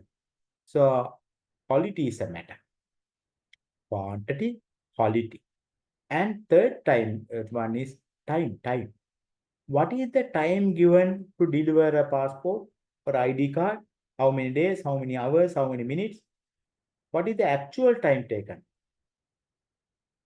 Planned time, actual time. That is also not there. So they take 3 days, 5 days to issue, right? That is a problem. And then finally, cost. What is the cost per output you have to do? What is the actual cost you incur? So these 4 dimensions, quantity, quality, time, and cost, is a very, very important to consider efficiency, right? For example, go back to our road example. You have construct the road. What is the quantity? 100 kilometers. What is the actual quantity? Only 90. Okay. Your output percentage only 90% or 80%. What is the quality? Whatever the quality, if it is not there, quality is not met. Time, you must construct the road within 6 months. but they have taken 1 year. What is the deviation? 100%. Cost, we estimated per kilometer 10 million. But due to various reasons, price escalation, delays, etc., that will end up with 15 million. You understand this point in procurement. How now in our new guidelines, we have incorporated these 4 dimensions. That means all ministries department should submit a performance report to us, National Procurement Commission, regarding their delivered outputs or delivered contracts, say building or a vehicle or whatever, computers. What is the quantity? Agree, 100 computers. Okay, whether 100 computers are there? Okay, yes. What is the quality? This quality. Quality is there? Yes or no? Quality is not there? So there is a deviation. What is the time? 3 months. Actual time 4 months. Time deficiency is there or deviation is there. First, what is the unit cost? 100,000, but end up maybe higher or whatever. See, especially for works, there are cost variations. Goods less. So you have to report this quantity, quality, time, and cost dimensions of your procurement performance. We can't address the entire public sector problem using procurement. At least we aim at performance or output of procurements, right? Then, if you look at this discussion, road is there, but as I mentioned earlier, only few people use. Intended and unintended. The harbor is there, but very few ships come. You know that. So from that, you can identify the value for money again. Input, economy. What is your budget? What is the actual cost? What is the budget? 100,000. Actual cost 150,000. Minimizing the cost of resources used while having regard to the quality. So you can see whether economy is there from your input use. Efficiency. It is I said it is a relation between input and output. Input and output relationship. Actually, output divided by input is the efficiency, right? Efficiency, relationship between outputs, example, services, and the resources used to produce them. Okay. How many people you need to issue 100 identity cards? 1 people, 2 people, 4 people, 10 people? That depends. You have to identify. If you want to increase the efficiency, instead of 5 people, you use 4 people. 100 divided 5 is 20. 100 divided by 4 is 25. Efficiency is high. By reducing inputs, you can increase the efficiency. Similarly, keep the 5 people same, but produce more. Produce 150, for example. 150 divided by 5, 30. Efficiency, just an idea. So effectiveness, I said it is connected to output and outcome. These two. Extent to which objectives are achieved and the relationship between the intended and actual impact of a service. How many people should use this road? How many people actually use? How many identity card you issue? What are the correctness of identity card? 10% wrong, 15% wrong. Output is 100, outcome is 85. Just an idea. So this economy, efficiency, and effectiveness here, if it is not there, right? So this is BFM. If you use the resources with the budget, we can say cost effectiveness, the optimal use of resources to achieve the intended outcomes. So resources, and finally you get the outcome. That is cost effectiveness. You use the resources for the intended outcome. So that is cost effectiveness. So that is one of the objective of our procurement also. Okay, now you got a more better understanding. I give another way of value for money. Cost consensus, encouraging competition. If you encourage efficiency, competition, you get more bidders bid and price will low. That is generally true if there is no pollution. Efficiency, evidence-based decision making, proportionality, and whatever it is, I mean, efficiency, you understand. Performance and risk management, results focus, experimentation and innovation, all are matter with effectiveness. Ethics, not equity. They have put another thing, say ADB, accountability and transparency. So don't get confused. There are different authors given their explanation, but we have a very concrete idea about value for money, economy, efficiency, effectiveness, and equity. That's all. Even our guideline has defined that.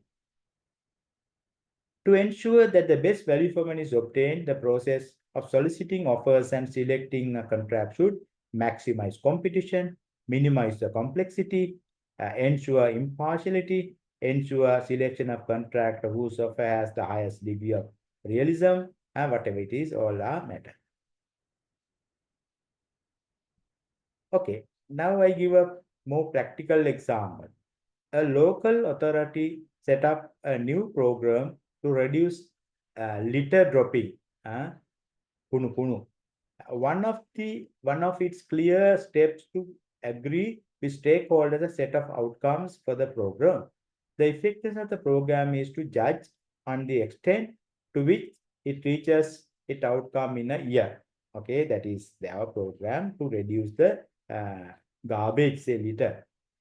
In this case, the program achieved 97 of its outcome, and councillors declare they have come within the risk of winning the battle against litter. The program was effective. So 97 is a good number. However, the program cost more than expected and overspent its budget by 25%.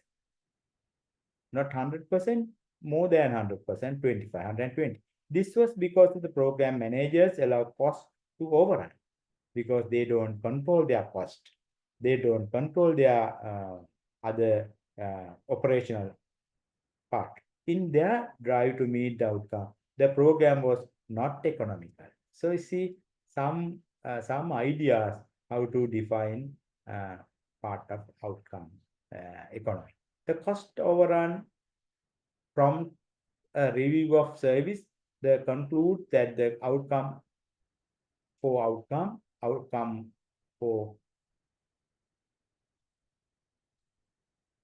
sorry, conclude that outcome it was more expensive than similar programs in neighboring areas. Yeah, so they can compare their program with neighboring town council or another country and see our litter control program is economical, efficient or not efficient, things like that. Comparison. If program objectives had been exceeded sufficiently, the program may have been cost effective despite the overspend. However, program managers could still be criticized for exceeding the budget. So there are different ways. The most disadvantaged part of the area were also those with the biggest litter problem, and these neighborhoods improved more from a lower base than wealthier places. The program was equitable. So equity is there. So the most disadvantaged part of the area were also those with the bigger litter program, and these neighborhood improved more. So then we can say a program is equitable. Many people get the benefit. The commissioning process also involves many external stakeholders and people. We consider how third sector organization may So what is this? May help you involve these assessing needs, engaging in third sector organization. Okay, that is also another. Okay. Up to now, we discussed some points relating to value for money because that is the most important principle of public procurement. So I will give more and more relevant points for you to prepare that assignment. You can select whatever the principle you like if you decide that assignment and try to prepare the easy checklist. Then public officials can tick if it is there, yes. If it is not there, no. Something like that. Huh? There are some other principles. Always we talk transparency, accountability, fairness, openness, competition. There are many. We'll get some idea. What do you mean by transparent? Everybody is talking transparent. What is transparent mean? The ability to understand and see through the process to determine if the process has adhered to the principles and achieve the objective that the system is trying to implement. If you are transparent, people will see you have followed the process and they also can understand the way you evaluate things, the way you reject things, very straightforward, right? So if you are complaining against, you will be informed, right? Mr. Bidder, you are rejected because of this error, right? So then you can happy because of my problem, they have rejected me. But everything is transparent. They have not changed the evaluation criteria. The disclosed criteria they have followed. So they ability to understand and see through the process to determine if the process has adhered to this principle, to the principles, and achieve the objectives of that system is trying to implement. So if you are transparent, then you will be understand the way they have taken decision. For transparency, again, there are a lot of points given. That's why you should identify what are the key points you must look at, whether this procurement is transparent procurement or not. OECD, Organization of Economic Cooperation and Development, is an international organization. If you look at the website, you can download enough material they have published. If you're interested, you can go to website and see OECD. The main link between transparency and other principles, they have identified the linkage also. Transparency with integrity, transparency with access and things like that. For example, integrity. The public disclose of information around public procurement processes contributes to identifying and decreasing cases of mismanagement, fraud, and corruption. That is integrity, right? So they have defined integrity that way. Access. Transparency contribute to fair and equitable treatment for potential suppliers.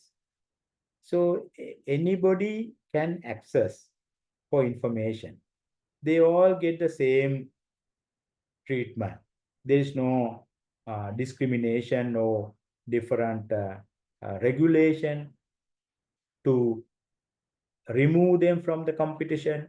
So something like everybody can participate for the competition, things like that, access. So that is another quality of transparency, we can say. It contributes to access of information. Participation.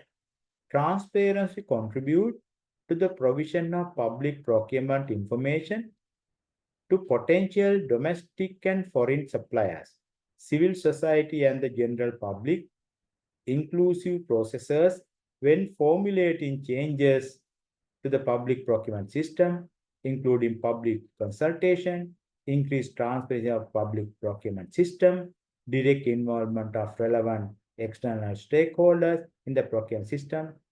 Those are the different aspects they have identified in order to improve the transparency, how the participation can contribute. Again, they mix with the efficiency again. Transparency in the flow of public funds, for instance, can help policymakers to organize procurement strategically and improve its efficiency. That is also they have identified for transparency. E-procurement, electronic procurement, e-procurement system strengthen, that is, there is no argument. Electronic means everything procurement is digitalized. So no human involvement. So everything is, bids are closed automatically, electronically, then open automatically, sometimes evaluation electronically. I mean, more transparent, there is no argument. Accountability. Transparency promotes accountability by giving account for public procurement process and public spending. So we have accountability to the parliament, to citizens through the parliament, in order to ensure transparency. Actually, whatever you have done is transparent. Transparency promote accountability. If you are transparent, you have be able to explain and justify the actions you have taken. Accountability is that. Accountability, we can define the how you have discharged your duties or responsibilities, whether you can explain and justify the actions you have taken to take to perform tasks. So whatever it is, if it is transparent, no problem. You can easily explain.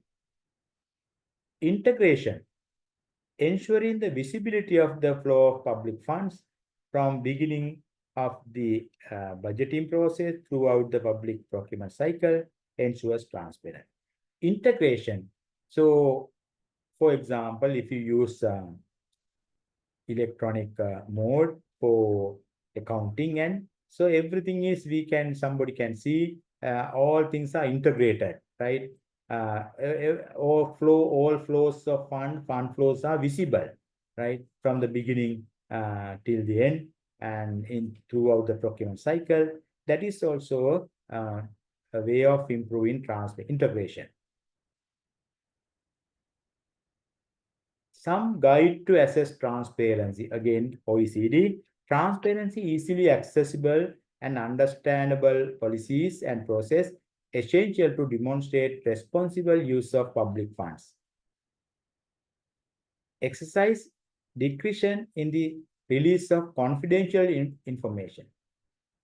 So if you can give information, right, or if you have some discretion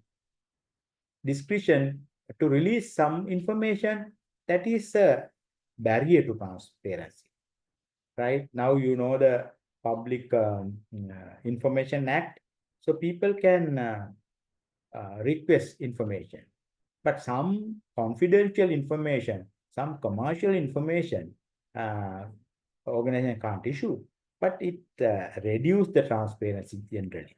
Maintain current and complete process, producers and records. It increases transparency. So you have records, everything you have taken based on the policy or procedure, everything is recorded, right? Provide open access to competition and opportunities. So anybody can see documents. You follow competitive process. People are not removed from the competition. I think that is transparent. Provide timely access to procurement policies. That is also for transparency. Okay.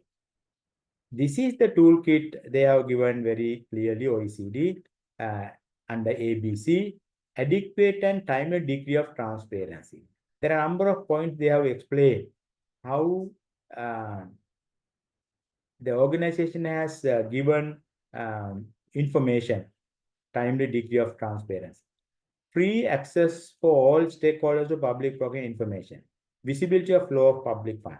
So they have explained here A, B, C, D, various points are there. Before I explain that, because that is a long discussion, I think you will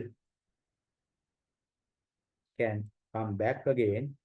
All right. So under ABC, they have given different information. Adequate and timely degree of transparency. A, B, free access for all stakeholders to public procurement information. C, visibility of flow of public funds. We'll see further any other things given. Okay. So under different pre-tendering or pre-contract, tendering, whatever, they have given some information. Post-contract, yeah, here post-contract. Okay, up to now, this is for transparency toolkit. Now, I will not going to explain one by one. It is very boring if you spend time, but we'll go to other slides and come back again if you have time. But if you read this information, and if you can able to prepare a checklist, not this lengthy one, 1, 2, 3, 4, whether this is there in your procurement process, yes or no, something like that, then you can decide that particular procurement is transparent or not. Right? Yes or no? So you have to read this and simplify, and you have to create some question forms and considering some facts. We'll try later if we have time. Okay. This additional information is there based on OECD records. This is not my thing. OECD information. Free access for all stakeholder. 1, 2, 3. Again, they have given number of points. B1. This is visibility of flow of funds. All are relevant to transparency. Okay, we'll come later if we have time. Pause the word. Right. Now, then we have discussed two principles, value for money and transparency. Another important thing is accountability. What is accountability? Assuming responsibility for actions taken and being held to account for those actions. Or another way we can say, an obligation to explain and justify the actions taken to perform task. That's why you are summoned to Parliament Committee, COPA Committee. Why you have taken this decision? If you can explain and justify, it's okay. They will accept. Even though we sometimes violate the guideline for the benefit of the society or best interest of the situation, sometimes you are okay. For accountability, I have given some slides, various accountability concepts. Accountability in procurement, for example, there are several ways in which accountability can be implemented in procurement, formal or informal system, individual or team responsibility, clear lines of authority and measurement tool. Each system has its own strength and weakness, so it's important to choose the one. Okay, we'll see later. The benefit of having accountability is further down. Okay, so OECD information is not here.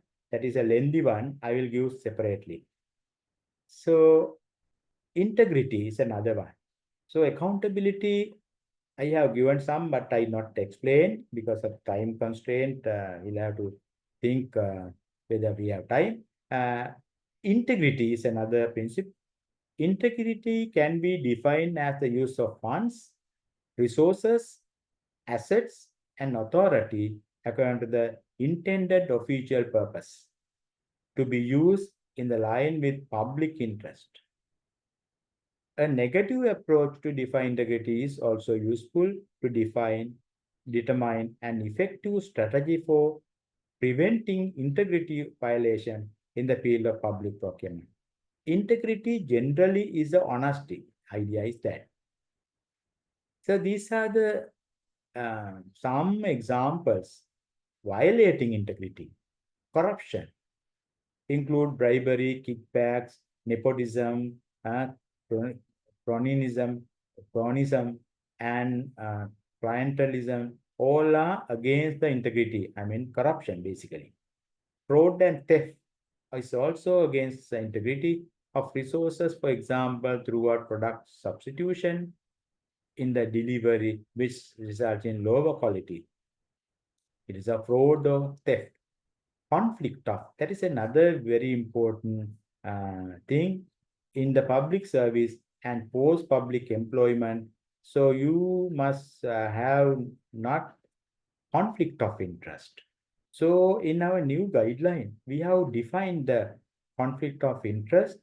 And if you violate that, in the future, probably not only the contractors are blacklisted, even public officers are blacklisted if they violate this conflict interest or integrity principle. Collusion. Collusion means people get together and bid as a abuse and manipulation of information, discriminatory treatment in the public procurement process, whatever. So if the collusion is there, immediate result is bid ringing, high bid price.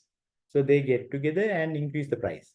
That is why collusion is against the public procurement and violate the integrity principle. The waste and abuse of organizational resources is also integrity violation. Another principle is competition. Having multiple demands for limited resources creates competition. So that's why we follow competitive methods rather than direct methods or call for quotations, right? So if you have more competition, generally we have get better prices. No, that is generally unless there is no collusion. If all together get together, so we exercise in Sri Lanka also. The companies get together and increase price. So that is collusion, and people are suffering. Having more than one participant trying to win creates the potential for competition. So there are many people compete, then ultimately we get the best price. The objective of competitive process as described in this guideline is to provide all eligible prospective offerers with timely and adequate notifications of the procuring entity requirement and equal opportunity to tender for the required goods, civil works and services. Procurement unit should ensure that restrictions are not placed on the competitive processes, limiting the pool of potential offerers.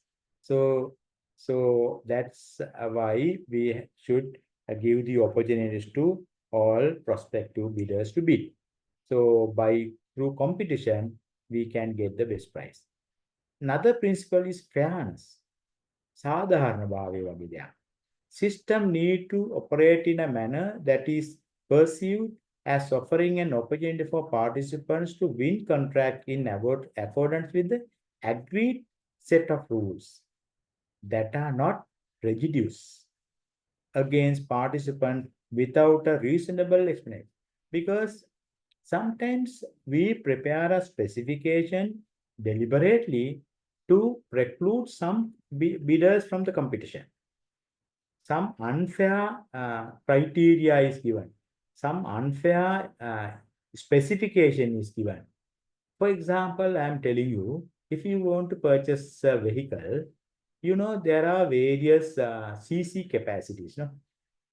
If you are familiar with vehicle, some are 1490, some are 1550, some are 1300 and below that also. But if you want to purchase a average 150, sorry, 1,500, that's the normal capacity, no? We should not put exactly 1,500 because 1,550 people can't bid. 1,490 people also can't bid.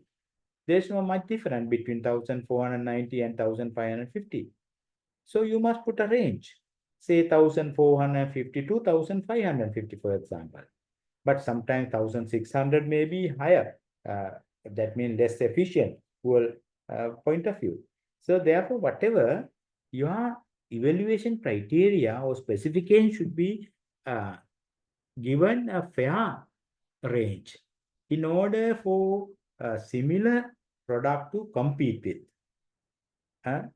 That's why we generally, it seems very competitive, but if you look at ultimately those who bid for 1,490 will reject. We say that is below our required capacity, which is 1,500. That is wrong. In the sense, you before you fix the specification, you should do a market research and see what are the other products CC capacity. This is an example. Even other things also same. Fairness is something like that. Don't be prejudiced. And if you want to do something very special, you should give a special reason for that. Reasonable explanation. Okay. There is another impartiality. Impartiality, unbiased decision making, and action essential to ensure fairness for public goods. Principle: be open, fair, impartial, and non-discriminatory in all process. That impartiality covers many things: openness, fairness, impartiality, and non-discriminatory, everything, right? Not only fairness, impartiality is more than fairness. Treat suppliers equitably without discrimination and without imposing unnecessary constraints on the competitive market. So in order to be impartiality or fair, don't put unnecessary restrictions. Use sound professional judgment with the established legal framework to balance competitive interests among stakeholders. Actually, fairness is okay, but impartiality is more than the fairness. And another principle, we can say ethics. Ethics are not only for bidders and suppliers. Public officials also should follow some ethics, professional ethics. Ethics acting in a manner true to these values essential to preserve the public's trust. It is the principle. Act and conduct business with honesty and integrity. So in order to follow ethics, you conduct your activities honestly and with integrity, avoiding even the appearance of impropriety, right? Maintain consistency in all process and actions. Consistency, don't change. Don't change your process based on the case by case. Throughout the process, you follow the same procedure or process. Meet the ethical stand. Okay, in order to ensure ethics, you should have some ethical standards. Then it's easy in different professions. So engineers or various professionals, they have professional ethics, right? If you adhere to their professional ethics, ethical principle is automatically observed. So there are different things. But anyway, in the government should issue professional ethics and code of conduct. It's another principle according to international practice, professionalism. Professionalism, upholding high standard of job performance and ethical behavior essential to balance diverse public interest. So the lack of professionalism is a big problem in Sri Lankan public service, you have witnessed in last region, last couple of years. What is the principle? Be led by those with education, experience, and professional certification in public procurement. So the ethics, so that is from a professional services, covered from education, experience, their professional exams and things. Continually contribute value to the organization. That is the professionalism. So we can't detail out how you should behave, how an engineer should behave in the organization, how an accountant should behave in an organization, how a lawyer, legal person should behave in a organization. So you always try to contribute to add value to the organization using your education, your competency, things like that, rather than misuse your profession. It is against the professionalism. Continually develop as profession through education, mentorship, innovation, and partnership. You develop yourself through your continuous education and various innovation and various partnerships in order to improve your professionalism. Develop, support, and promote high professionalism and standard in order to service the public procurement. Develop, they make a product.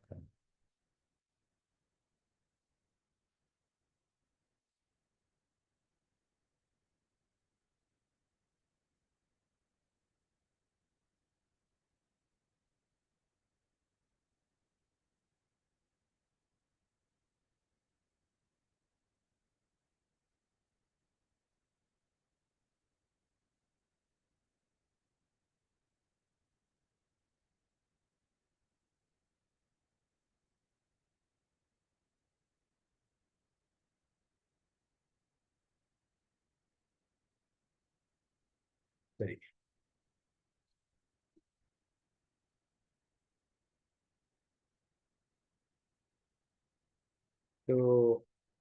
So develop, support, and promote the highest professional standard in order to serve the public good.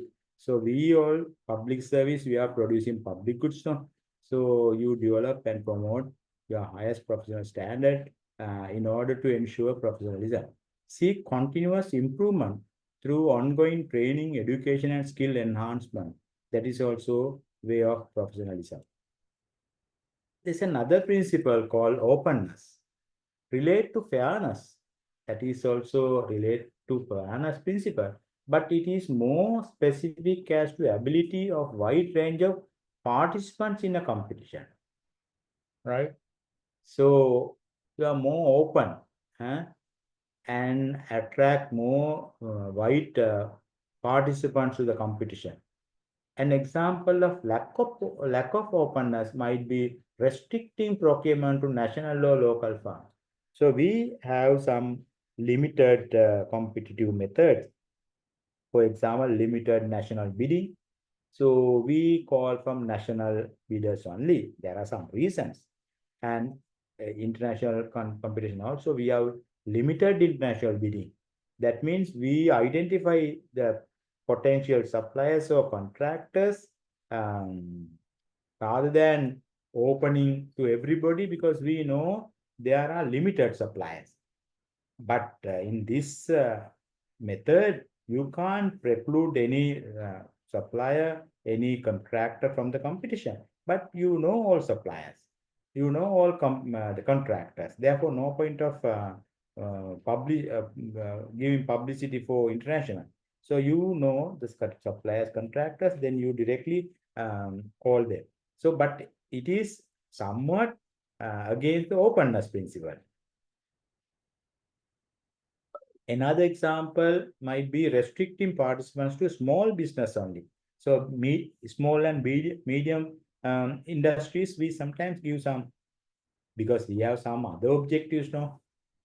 Poverty alleviation, regional development, distribution of income, some other objectives also there. That's why we follow some other methods. So that is generally openness, relate to fairness, but it is more specific to ability to wide range of participants. If you want to follow openness, no restriction, for example. No local suppliers given any preference. Okay. Then why these principles are important? Because we discuss many principles starting from value for money, transparency, accountability, competition, fairness, various ethics, professionalism, openness, various principles are there. Transparency, very importantly, why? You read this.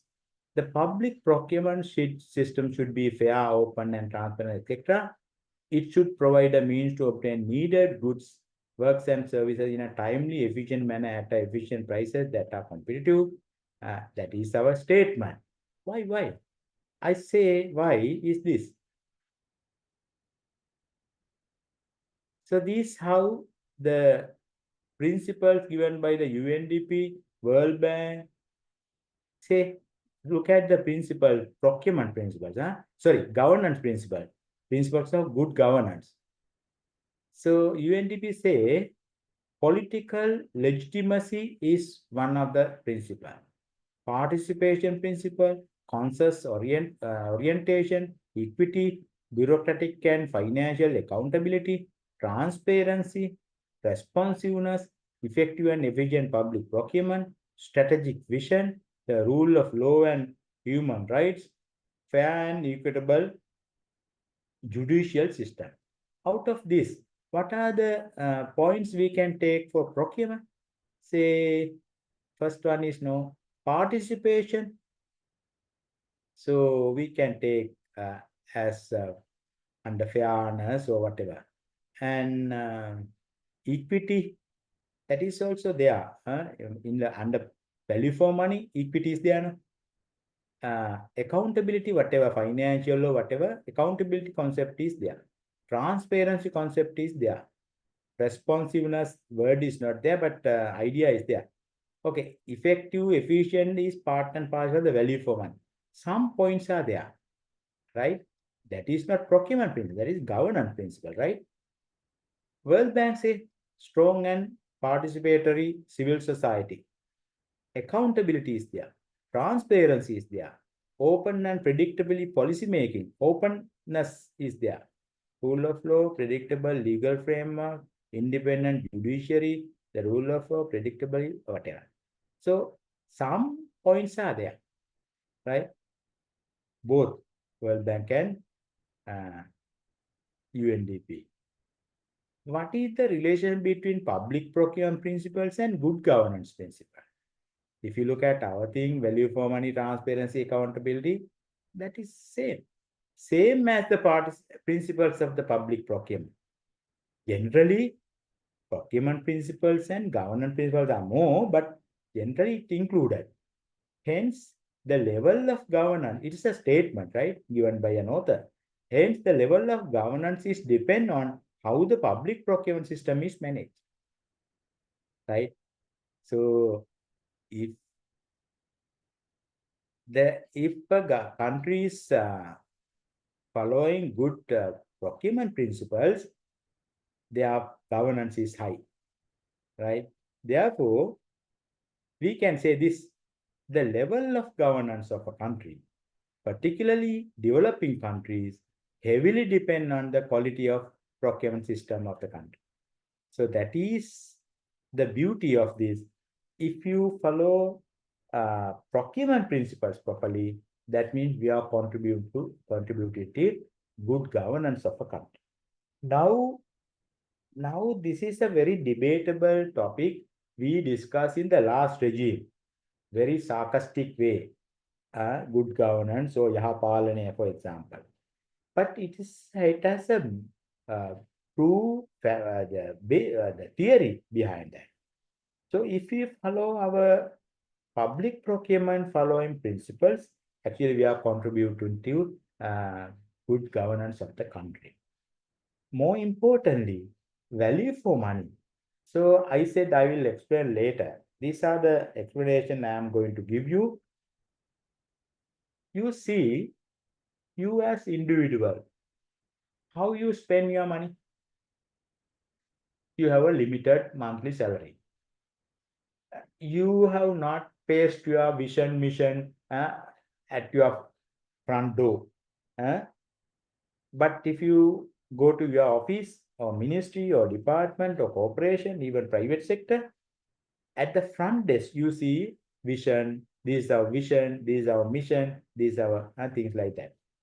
But when you go back to your office, as I mentioned earlier, we can see busy people. They are issuing license, they are writing reports, they are making payments, various things are there. We can't say public officers are idling and they are not working, but there's a problem. Even though they work hard, it is not reflected from their performance. Why? I said again, it is not a problem of the public officers. We have outdated systems, outdated management, outdated financial management. Therefore, or in general, we say we are not performance-based public service. We spend the money. We follow the guidelines, we spend the money. Once we spend the total money, we genuinely think country is developing. Country is developing because we follow the guideline, we spend the money, right? At the end of the year, we prepare our accounts and submit to Treasury, and what is our allocation, what is our spend. If you have not spend more than the budget, you are not answerable at the COPA committee because you are within the financial limits. If you have not violated the guidelines, procurement guidelines, financial regulation, establishment code, other circulars, whatever, you are not summoned to COPA committee, and because we have adhered to all principles, all guidelines, and we have shown the financial progress. Your financial progress is very high. Your compliance is also very high. So it is considered as a good entity because we don't have a performance-based evaluation or management, and we identify the performance from the expenditure point of view.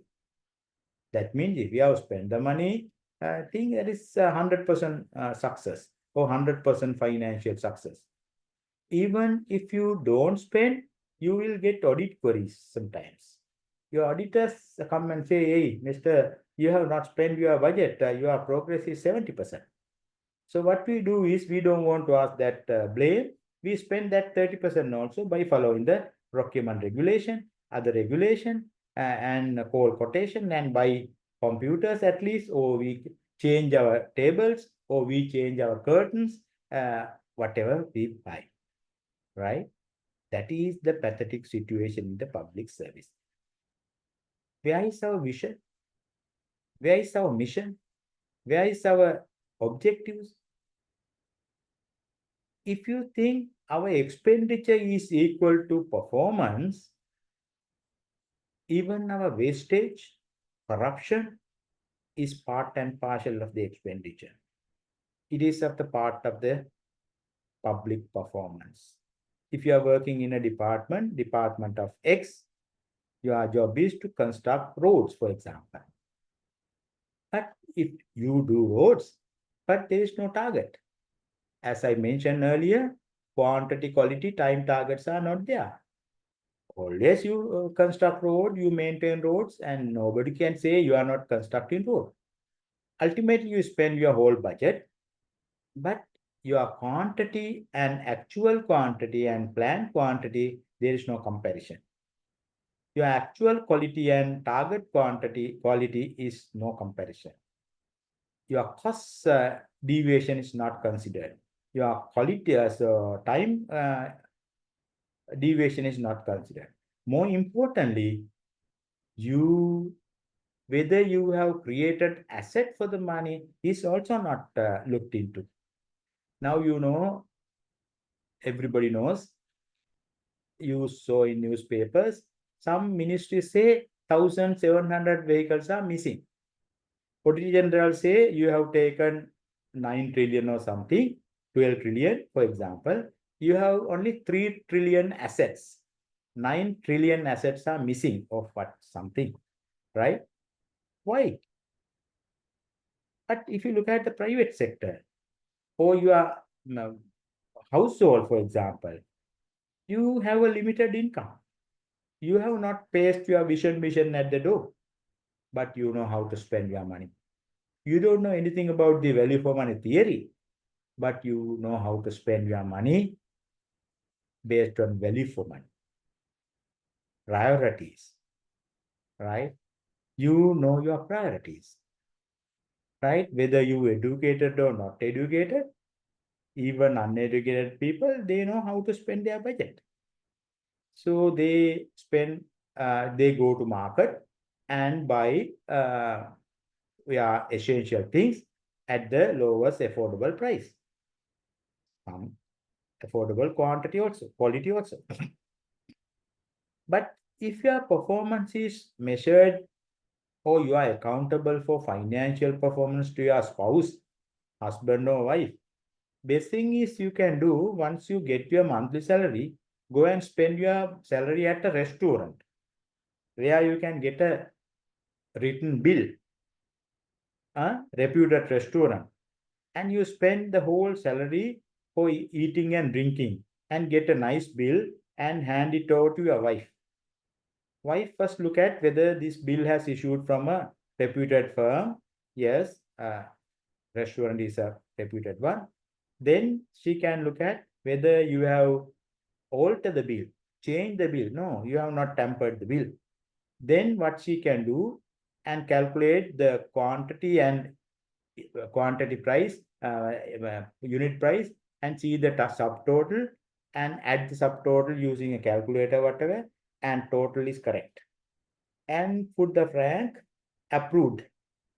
My husband is an excellent performer. 100% financial progress and 100% compliance. He has not violated the rules. Wives also can go to a very luxury shop. You can buy a frock or half frock, I say always, by spending your monthly salary and get the same bill and hand over to husband. See, he also look the same way. My wife is an excellent performer, 100% financial progress and 100% compliance. Very good. Is that the way we spend our money? Is that the way we assess our performance? Not at all. Not at all. We know how to spend our money. We know our priorities.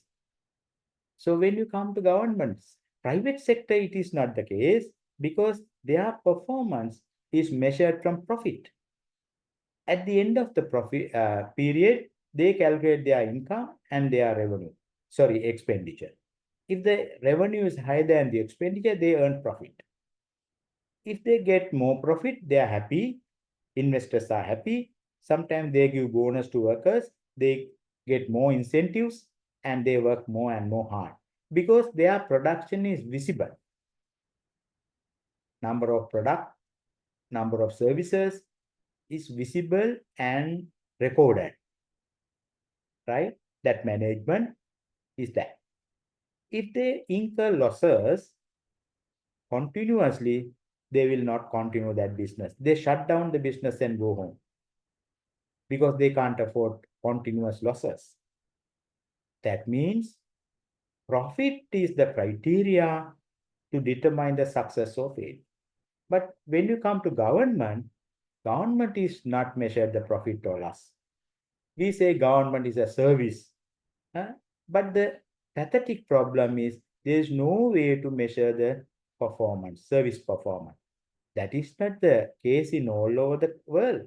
There are developed countries, that is the difference between developed countries and countries like Sri Lanka. We still have not thought of reforming the public service.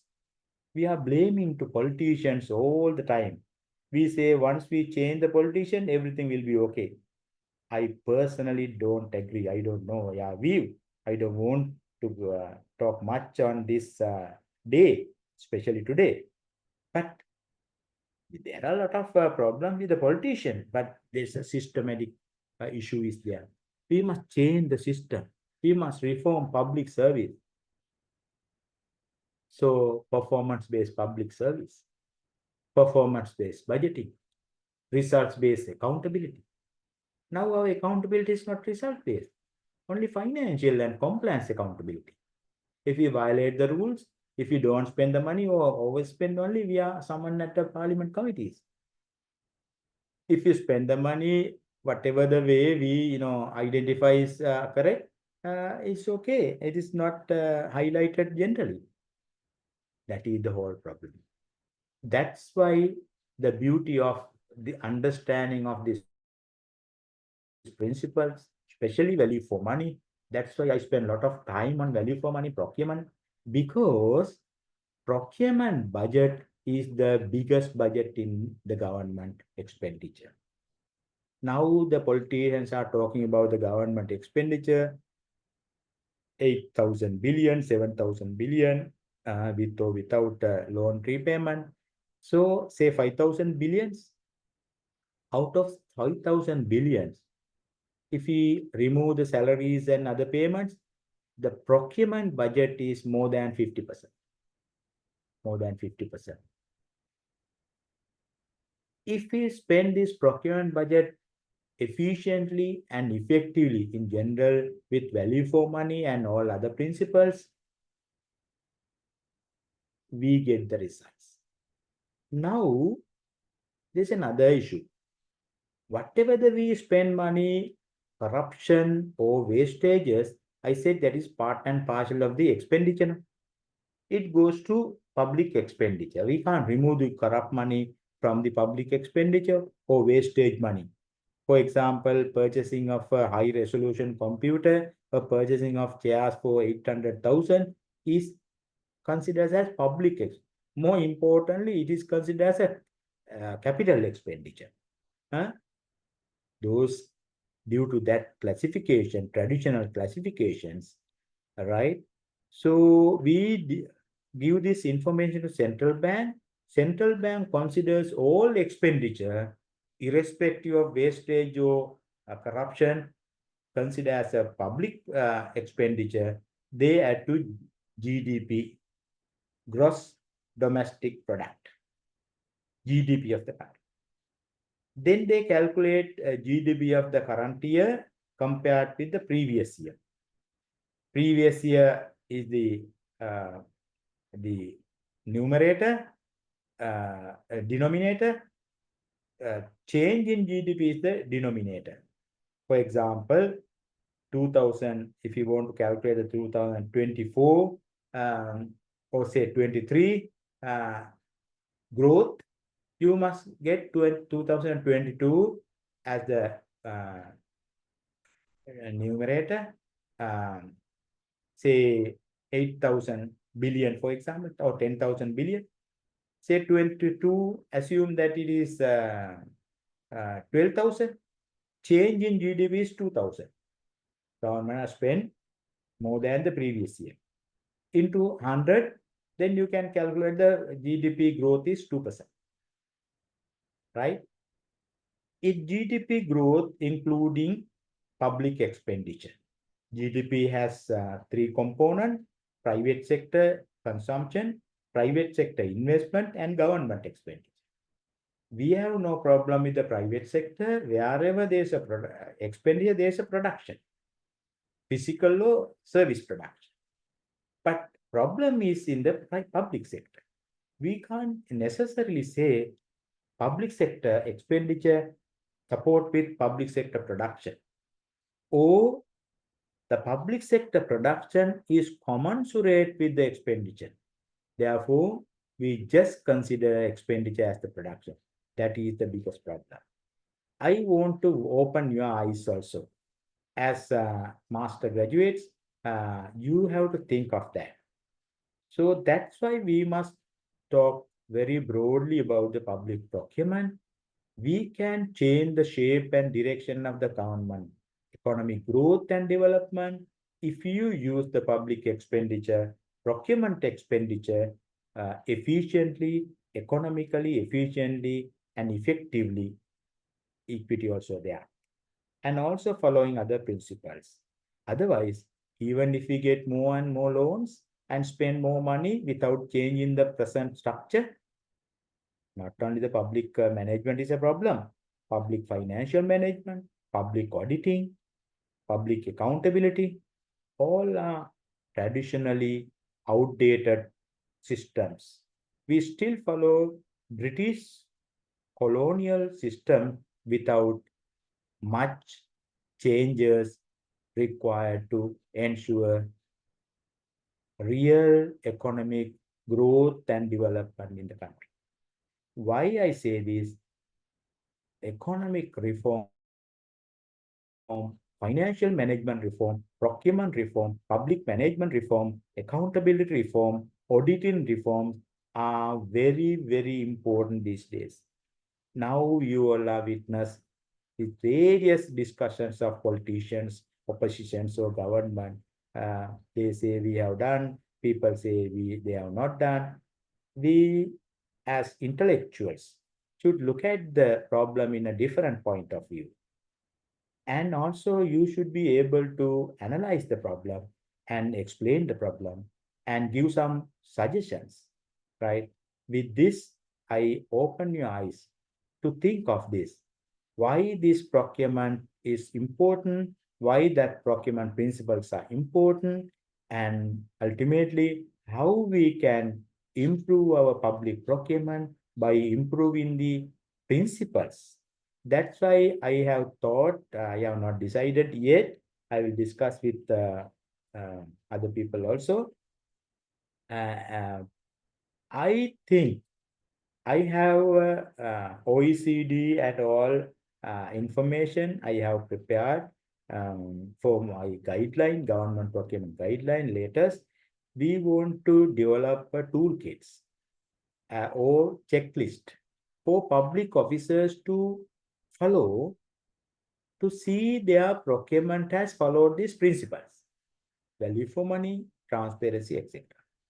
So your job is to select only one, not all. If you are happy to select value for money, one or many people, that is fine. You read this guideline, my checklist, or you can refer the internet and search more information and prepare a user-friendly toolkit. That's all. Not a cumbersome literature. Nobody can understand. Because if you read this one, I mean, it is not easy to understand for normal officers. So you should develop a checklist 1, 2, 3, 4, whether it is there or not there. If it is there, yes, agree or comply, and otherwise not comply. Economy is there, efficiency is there, effectiveness is there, something like that. Based on the information you are given and you are searching. And other people can select other principles, one person or group of people. I don't mind even a group assignments are done. We can discuss with the coordinators and come to know, we'll let you know if it is possible to work as a group. It is the more important, it's more, I think, useful if you work as a group, if we have the facility to interact with each participant. With this, I now open this forum for people to ask questions, especially this assignment or anything you don't understand. This one. Okay, shall we discuss?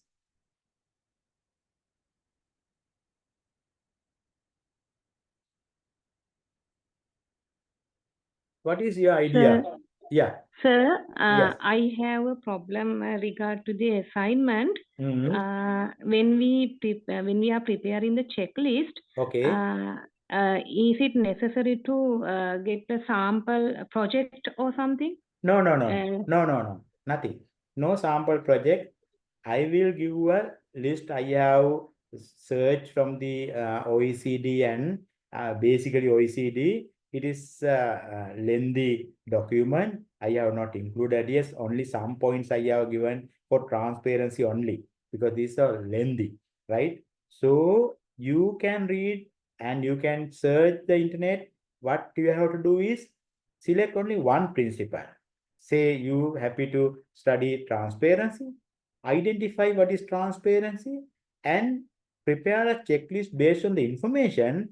uh, how we decide at the end of the whatever the procurement you check, right? You need to check. Okay, if this is there, yes, transparent. If it is not there, not transparent. Something like that. Tick yes or no, something. Got that point? You need not to compare okay, any sir. project. No. Okay. Yes, sir. So any other question, please? Sir, Yes. so as a witness, this tender procedure itself is a very lengthy procedure. As Okay. a result of which, and especially this is happening in government sector, as a result Okay. of which perhaps Yeah. once you complete the tender procedure and then go for the procurement part, sometimes the goods are not available. This has happened, and I've seen this. And there were times where the discussions were made to make it shorter. I mean, thus introducing deregulations. And some were talking about digitalization. Why not Okay. introduce Yeah. digitalization and make it shorter? But in private sector, it's not that lengthy. Yeah. Procedure is being followed, but it's not that lengthy. Yeah. I agree, fully agree. Now, number one, I mentioned at the very beginning, private sector and public sector are different two institutions. Private sector is not accountable for citizens. They are not preserving other principles also, transparency, whatever. This is their money, right? They look at the cost effectiveness and efficiency, time efficiency, etc., etc. You are very correct. But since we are using public money, we'll have to follow different principles. All the principle we discuss is a commonly applicable for all the public sector institutions in the world, not only World Bank or ADB or JB.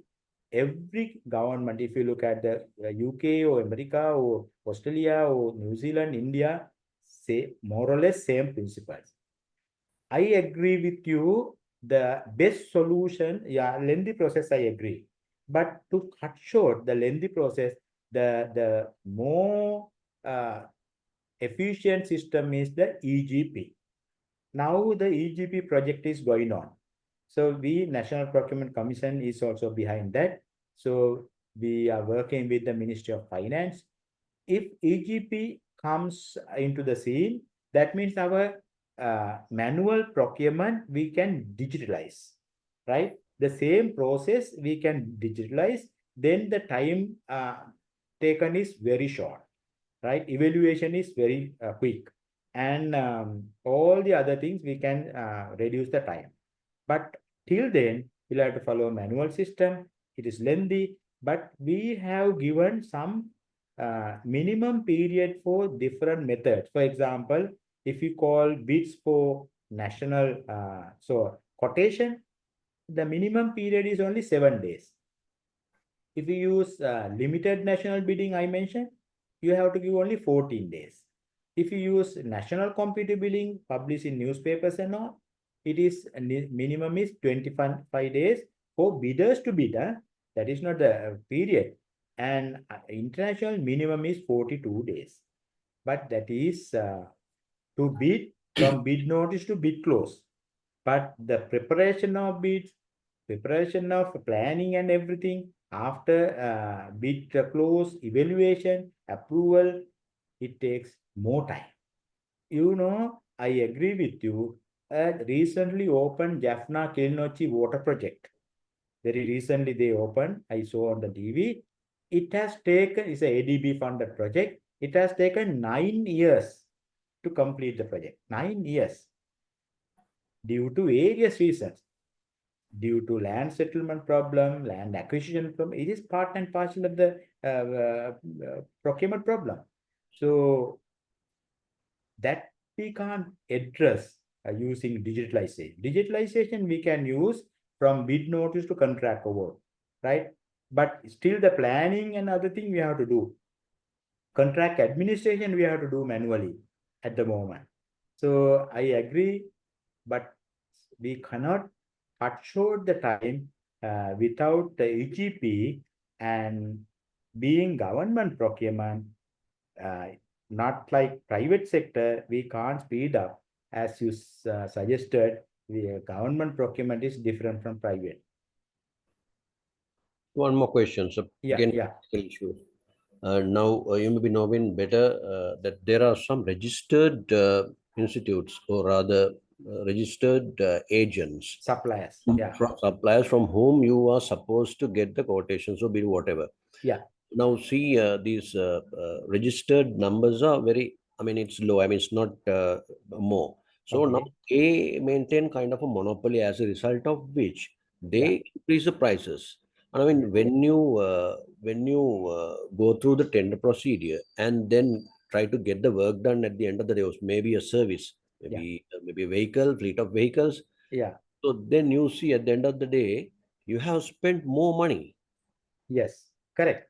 So earlier in 2010, according to my memory, when I was in the treasury, started this supply registration. After a couple of years, that was stopped.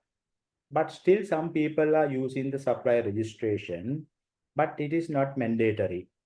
Government say you need not to supply registration. You can call suppliers using available sources. Register if even with the registration, you can increase new suppliers, even though they have not registered. You can call quotation from unregistered suppliers after relaxing that or removing that circular. So if you limit this competition using a restricted or limited supply, that is completely a wrong practice. Thank you, sir. Okay. Any other question, please?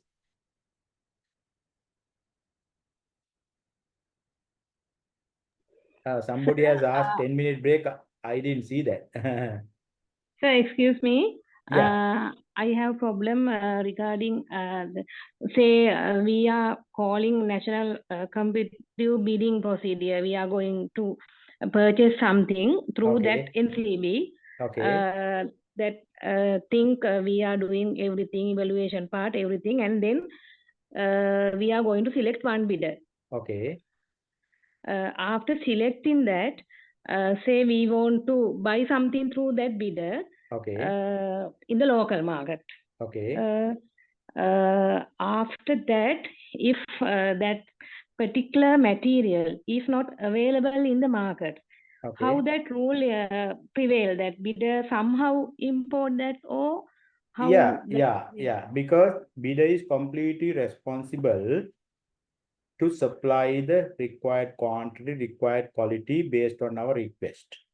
If it is unavailable, bidder is responsible.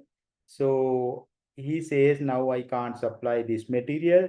I can supply different material. No, you can't accept that. You have to reject that and forfeit his bid security and performance security, right? Because now you have signed the contract, no? Then you have a performance security. That's why we take a performance security to ensure bidder will deliver the required goods and go to another option if it is an option, right? A second bidder, or we can negotiate with the second bidder sometimes and come to a decision. Otherwise, we have to rebid. You can't change. It is completely unfair. This is again violating the fairness principle.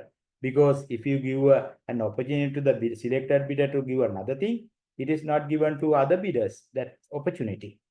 Therefore, you can't do that. Got the point? Yeah, sir. Yeah. So sorry, I didn't see this. Somebody has said, sir, we can have 10 minutes break. You also thought that is a good idea, but I didn't see. Sorry for that. Who has? Abdul Siraj from Sri Lanka or outside? I don't know. So I have seen that some local authorities like divisional secretaries, what he has said, divisional secretaries and save message sent to everyone and can share them with apps and others. Only you and those you chat with can save your direct messages and share them with apps and others. I don't know what is the problem with that.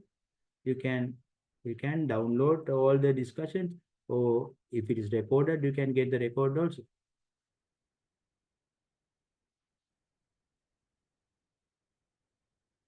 Yeah. Somebody has asked, sir, I have seen that some local authorities like divisional secretaries spend their money just because of the annual allocation, not in fruitful way. Exactly true.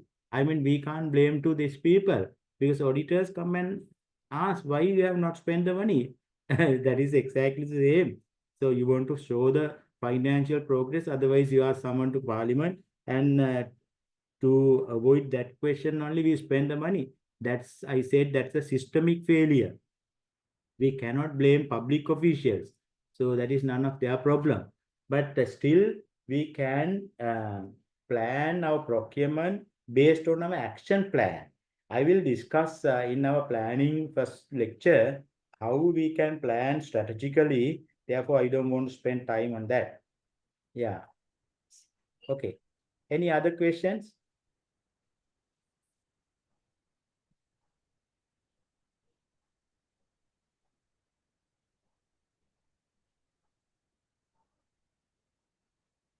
Everybody is happy, or you have more clarity needed?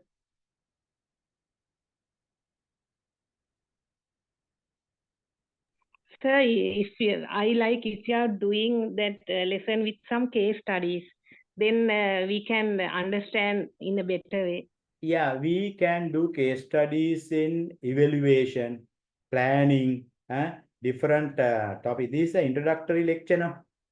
This is an introductory lecture, and different lectures we have planned to do case studies, group work, not group work, I mean practical, to prepare plans using case studies, evaluation case studies, various case studies are there, but at the beginning, we must understand the subject, especially this idea is to enhance your knowledge about the procurement principles, basically. So case study is coming later. Okay, sir, thank you. So to add to her, Yeah. Suggestions, I mean, if you can kindly show us some formats which are being used during the procedure, and then some documents. There are, as per the tender procedure, there are some formats and documents being used. Exactly. If you So can there are different formats. For example, when you come to evaluation, there are different formats. So when you come to that texture, we can discuss the public evaluation process. When you come to planning, different people are doing, different lecturers are doing. You can request them to show the actual format we have prescribed in the guideline. So, and fill up how you fill up that format, and all the questions you can ask from the respective resource persons. I'm not doing all lectures. I do some lectures only, but I always give my presentation in advance, right? In order for you to read and understand at least some idea and come up without blindly coming to participate. But this is only the first session in the introductory session, but upcoming sessions you get more understanding. Thank you, sir.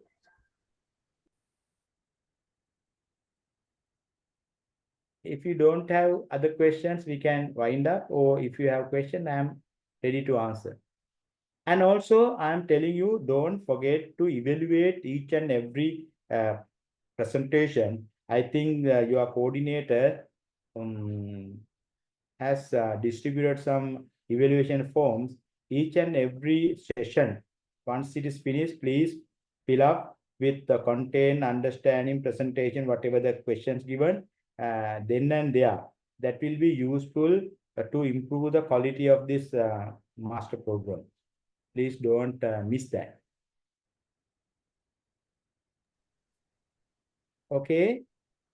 If you don't have other questions, I will